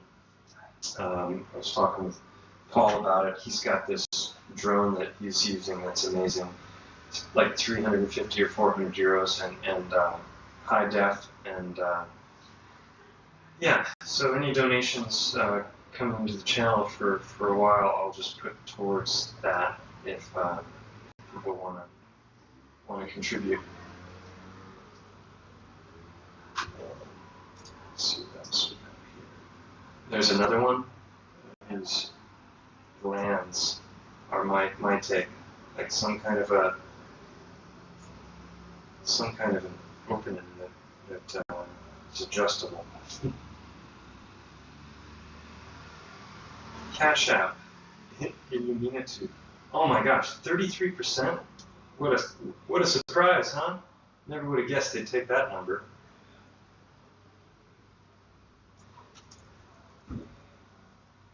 So this big mountain here, this jagged thing, I think that's a Titan also. I'm going to show that in a coming live stream.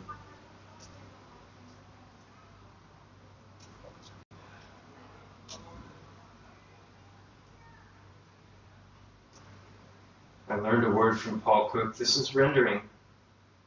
This is how all the ancient megalithic world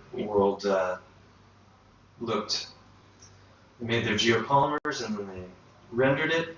So that's where all those knife marks are from and all the rock around the world. They want us to believe that they built the old world with Bronze Age tools and did all of that carving and slicing and moving of stones. And I think what they did is they poured them, then they hacked them up so that the render would stick to them better, and then they painted it.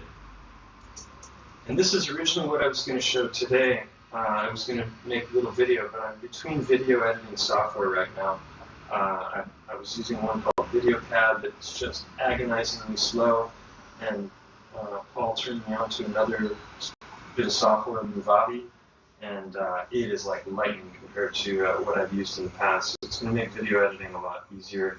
But I'm totally out of the habit of editing now that I've been doing live streams, and learning new software is always a challenge. So yeah, so once I get going with that, here it is. Actually, since I was going to make a little video about this stone, it's just absolutely gorgeous.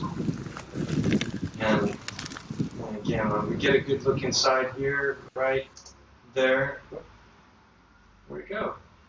The spacebar changes to another. Okay. So if you look at this with microscope, you're not going to see any shell fragments anywhere. This is all just part of what I consider to be trabecular bone. And got a lot of videos talking about trabecular bone. There's a playlist called the BIOGEOLOgy Tidbits playlist, and a lot of the different questions I get over and over again are answered there in shorter videos.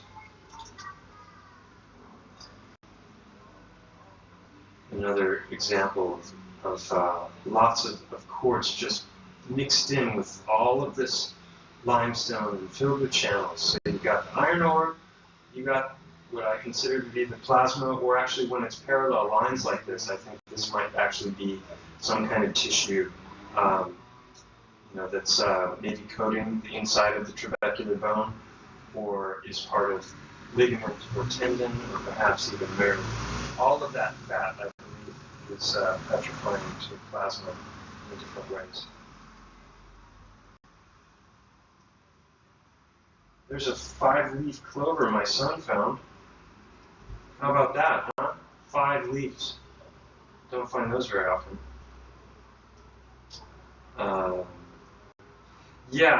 I have Ko-fi also. Kofi is a cash app for like you want to buy people coffees. I think it's in the liner notes of my videos. I have to check and update all those notes, but I think they take a lot less than Illumina tube. The tubes of U, the J. So the stone starbursts are strange, definitely a pattern. Can I do spectroscopy? Oh boy, I would love that. I think a handheld device is about 10 grand though, so I'm going to need a little bit more YouTube revenue. But spectroscopy was what I was originally hoping to do on these heart stones, because I figured if there was any if there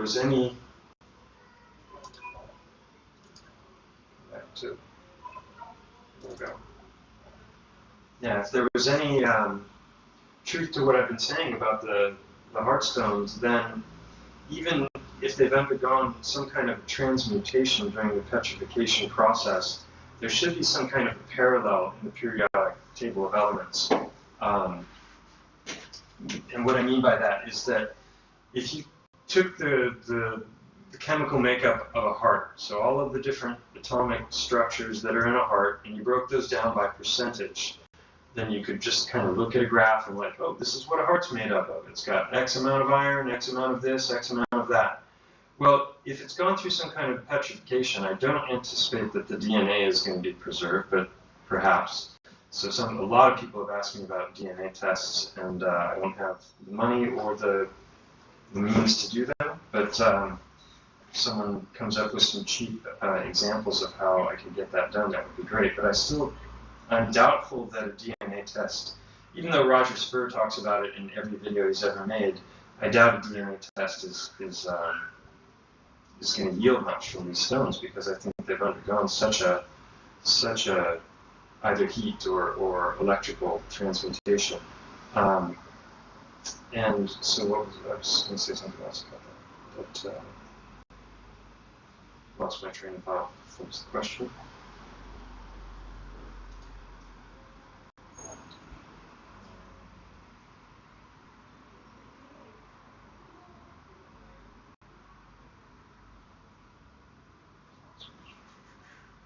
Transmutation. Oh yeah, the spectroscopy. That if Cash App doesn't take anything that's free, I'll look into that. Yeah, so with spectroscopy, what they're doing is they're hitting it with light, I believe, and it's reflecting back things, and then they get a pattern in the of the light spectrum. And the things that are missing from the light spectrum are what has been absorbed by the materials that are being bombarded. So that tells you what the chemical composition of whatever you're looking at.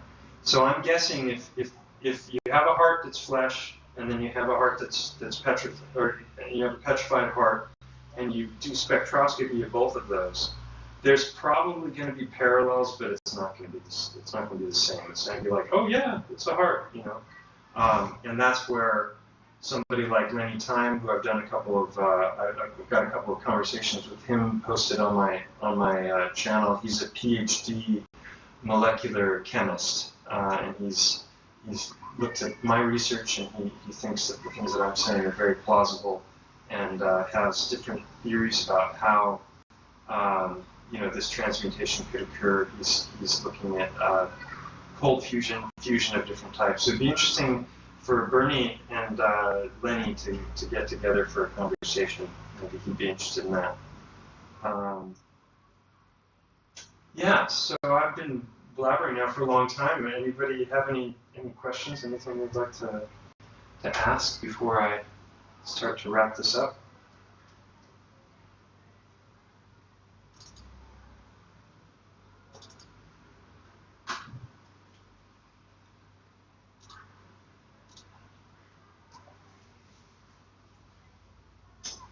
This is another Titan candidate, in my opinion.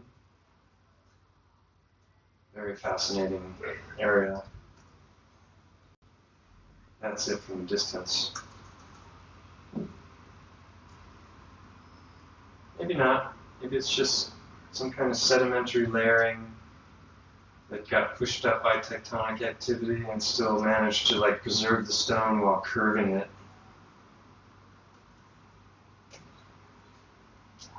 There's the grinder we used to go through the heart stones and slicing heart stones. Now this is looking from up on the mountain looking down, and you can see this is literally a river of broken limestone right there. That's all just broken fragments of all of this, but it's gathered in a channel. Crazy person. Mr. Burns and Lanny get together at the nuclear plant. Yeah, you guys can see if you can end up glowing.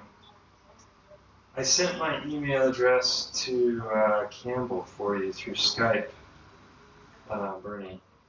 It's channel name, that hotmail. And yeah, so this is something I'm going to be covering in a future one as well. And like I said, I'm going to organize this better. Here we have layering, which I believe is cortical bone. So this is these layers here. When you look at these are big, thick, like 3 to 4 foot thick layers that have very little in the way of channels going through them. These are not those layers. These are terraces, and those terraces are made up of all of this broken limestone. Thank you, Cover to Cover with Jeremy Piers. Reached out to some different people. Had a nice exchange with Iwar Anand. He's on board with the whole tree theory, and I was curious if he'd come across my channel, and he said that he had, and he'd watched some videos, and he thought that it was very interesting stuff, but it's going in a different direction from where his research is going, so he's probably not going to cover that subject at all. So this would be cortical. This is just big, massive limestone blocks that don't have any channels going through them. And so when I say cortical bone, let's see if I can find that to just clarify what I'm talking about. This is all in the fourth Unveiling of Titan video. I go through all of this, and I talk about the cortical bone and the trabecular bone. And when we're looking at, so this is an example of that. So you have, this is skull. So this is going to be a much smaller version of that Swiss cheese bone that I'm showing in so many videos. But this is your cortical bone here. This all grows in parallel lines, and it's got little tiny channels going through it for blood vessel. And you can see what that looks like zoomed in.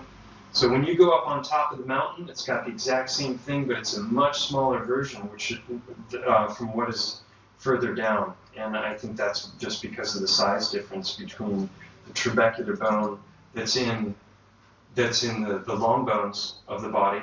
So this is your cortical bone. This is here you can see. So when you see these big chunks that don't have the Swiss cheese, what they do have is massive channels going through them, and then those channels break into smaller and smaller channels, just like you see right here. So then you have the cortical bone. You have, this is the periosteum, which is going to be another material that's on the outer portion of the bone. This may be that parallel layering crystal that I'm finding. Then you have the cortical, and then you have the Swiss cheese, and the blood vessels are going throughout. And this is where our red blood is built. That's formed. and the red blood cells as well are formed inside the long bones of the body, the pelvis, and the skull. So when you look at that histologically, the cortical bone from the side, if you look at it, it grows like layers of a tree, and then you can see this slight vascularity there, whereas the inside is going to be this Swiss cheese bone. Now that Swiss cheese, mainstream geology tells us, is karst. And they tell us that is formed from mineral-rich rains or acid rains eroding the thick limestone blocks and creating all these fissures and channels going everywhere. And I'm sure that's happening on some levels, but I reject the notion when it comes to these Swiss cheese formations, because yes, it could create these channels, but then it's not going to create a fractal version of these channels going in all kinds of other directions. So that's the mainstream story when it comes to karst, and the mainstream story when it comes to limestone in general is that it's made from bone. So I'm not, totally reaching here. There's a lot of things lining up. When it comes to the mountain, there's over 50 anatomical correlations. So this is microscopic trabecular bone. Look familiar? Look like all that rock I was showing before? That's under a microscope. As above, so below, as within, so without. And this is what it looks like macro. This is a pelvis. This is the hip socket. And look at that, right there. That's not water erosion like the other thing I showed you with the small, the geopolymer with the small stones. This is how that's formed. But the outer layer of the compact bone has worn away.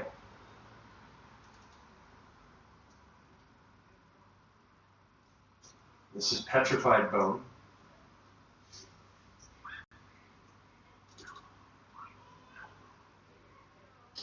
This is a lot easier to see. Now this has got blade marks in it. These lines, I believe, is from saw blade. All the blood has been removed, but you can see it very clearly. Here's with the blood present, cross section. So you just have to look at this material, and you have to look at all the different ways in which this manifests, and all of a sudden you find explanations for all of these different really confusing things in geology, where it's just like you look at it and you go, how the heck did that happen? I think this is a model. That doesn't look real to me, but maybe it is. That's real. So I think all the red breaks down into earth, into iron ore, into dirt. And I hope you saw all that, because that's going to be really boring if I was showing them on screen. No, good. Phew. All right, starting to get a hang of this.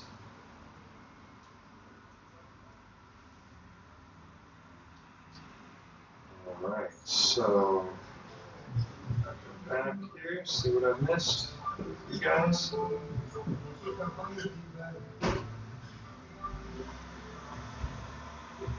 Yeah, I've had a lot of questions about gold. Gold is definitely, I think, produced by the body. Mainstream geology, mining, they use all kinds of terminology from anatomy when they're describing like artesian wells and veins of gold and that kind of stuff. My stomach is growling. I haven't eaten anything today. So let me just go through the rest of these messages, see if there's anything that I've missed that we can talk about. One love, Brian. Back at ya. Lenny. Lenny just chatting with me. Hold on 1 second. Let's see if he knows I'm in the live stream. Maybe he's got something he wants to add. There we go. That's weird. Sent me a message and I don't see it now. Can't find it. Okay. Gotta check yourself before you wreck yourself. Okay. Hit the like button. The few that haven't yet. Oh, thank you, Ian. Cache app, I'll look into that. Thanks, Wendy, for the suggestion. The stone starburst. Okay, no, I went way too far back. Okay, trabecular bone.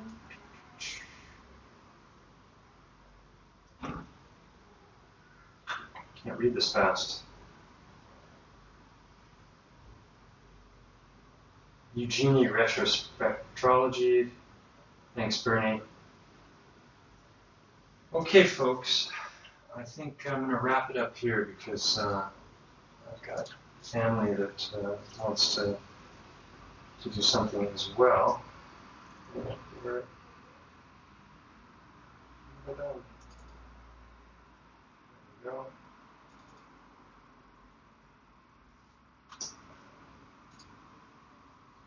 Chat. Okay, question here right at the end. Most of the specimens I find white. And are there some preserved organs that are mostly black? Yeah, there's a bunch of black parts also, which makes perfect sense because you've got blue-blooded creatures, right? There's no iron in that blood, or very, very little iron. Speaking of iron, I'll talk about that another time, but someone was asking me to take magnets. Actually, I can do it right now.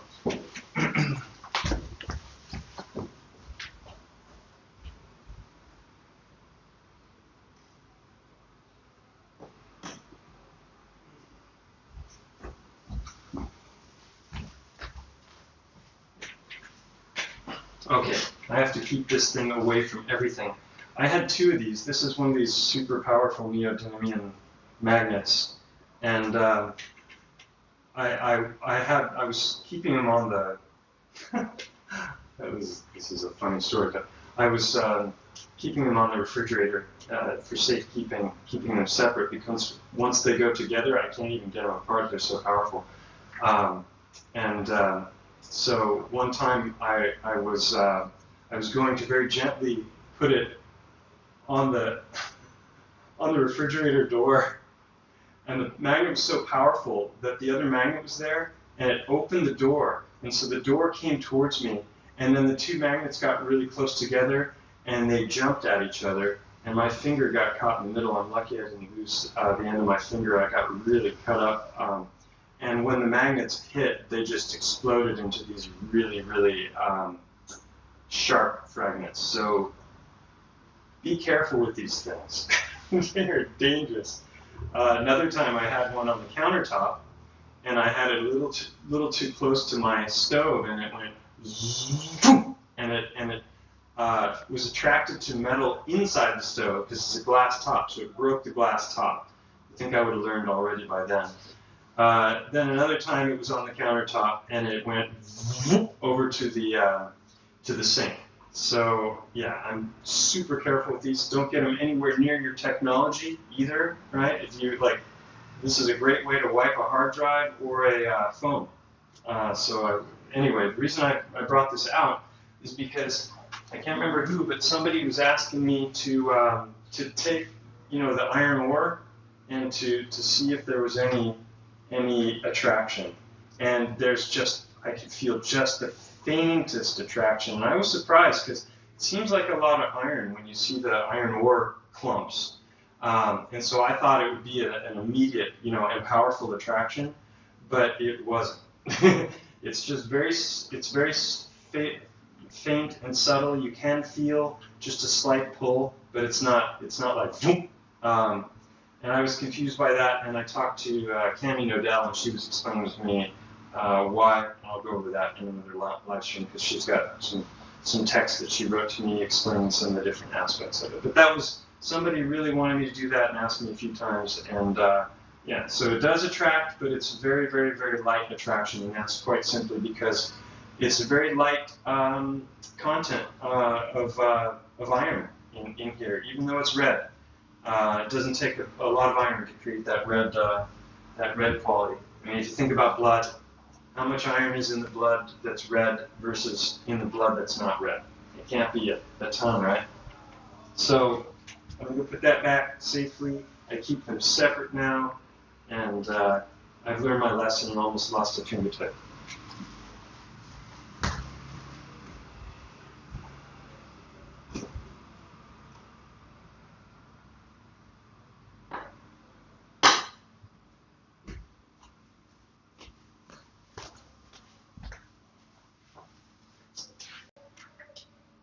Yeah, loads of hard drive magnet. There's. Yeah, and then another thing Cami said to me that was really cool, talking about iron again, is because I have a theory that the blood is being propelled in some kind of a electromagnetic fashion through the bloodstream. That it's because all of the red blood cells are shaped like toroids, which is very interesting. And then you have the blood vessels themselves, which are lined with this hydrophobic fatty material that repels water, and then that is covered with the fourth stage of water, which is structured water, and then you have the blood plasma inside of that all the red blood cells are floating in. In fact, there's a great picture of it here.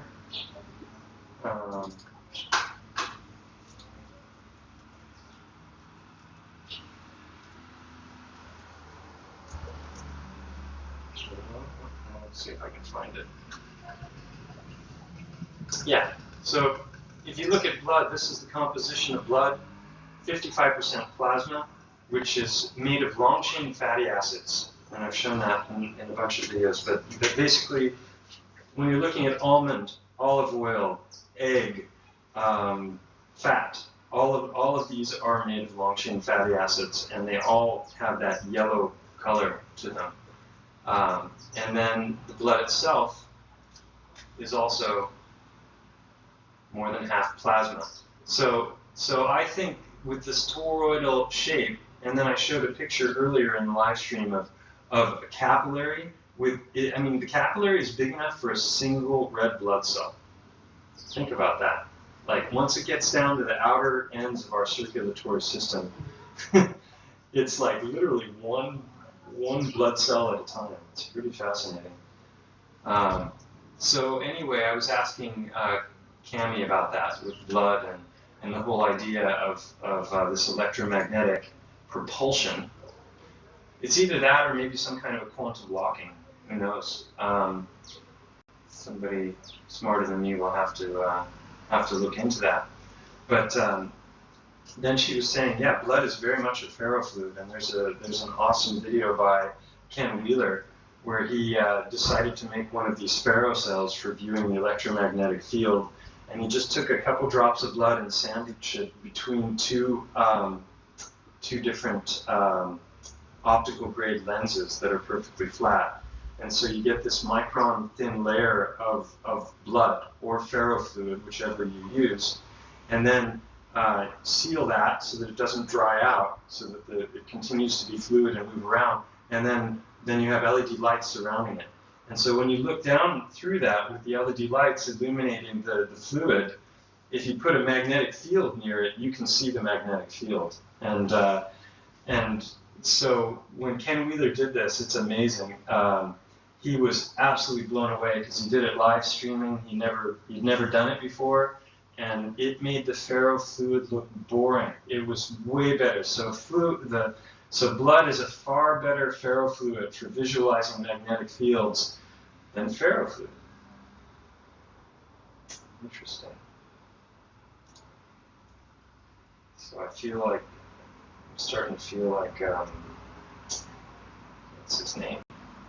Max Egan. He's always saying, "Well, I'm going to wrap it up here," and then like an hour later, he's still going.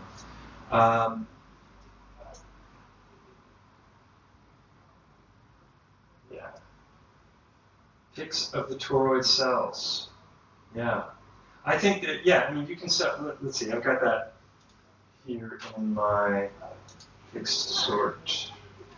Let's see if I can find that for you right away. Oh, while I'm looking for that, this is cool. This is a close-up of, this is this original stone that I made the Mud Fossils, the Heart of the Matter video about. And I went in with endoscopic cameras and I mapped out 25 different anatomical correlations. And my friend Uhura in a Discord that I'm in went through and started playing with optimization and saturation levels and contrast and whatnot. So it's way more detail in this than in the original picture that I made. And then he did it in negative. Let's see here.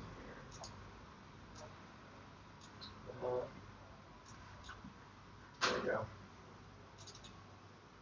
Put them side by side. Oh, I can't put them side by side because it's only letting me show one at a time. But anyway, yeah, when you look at it with this is like a negative.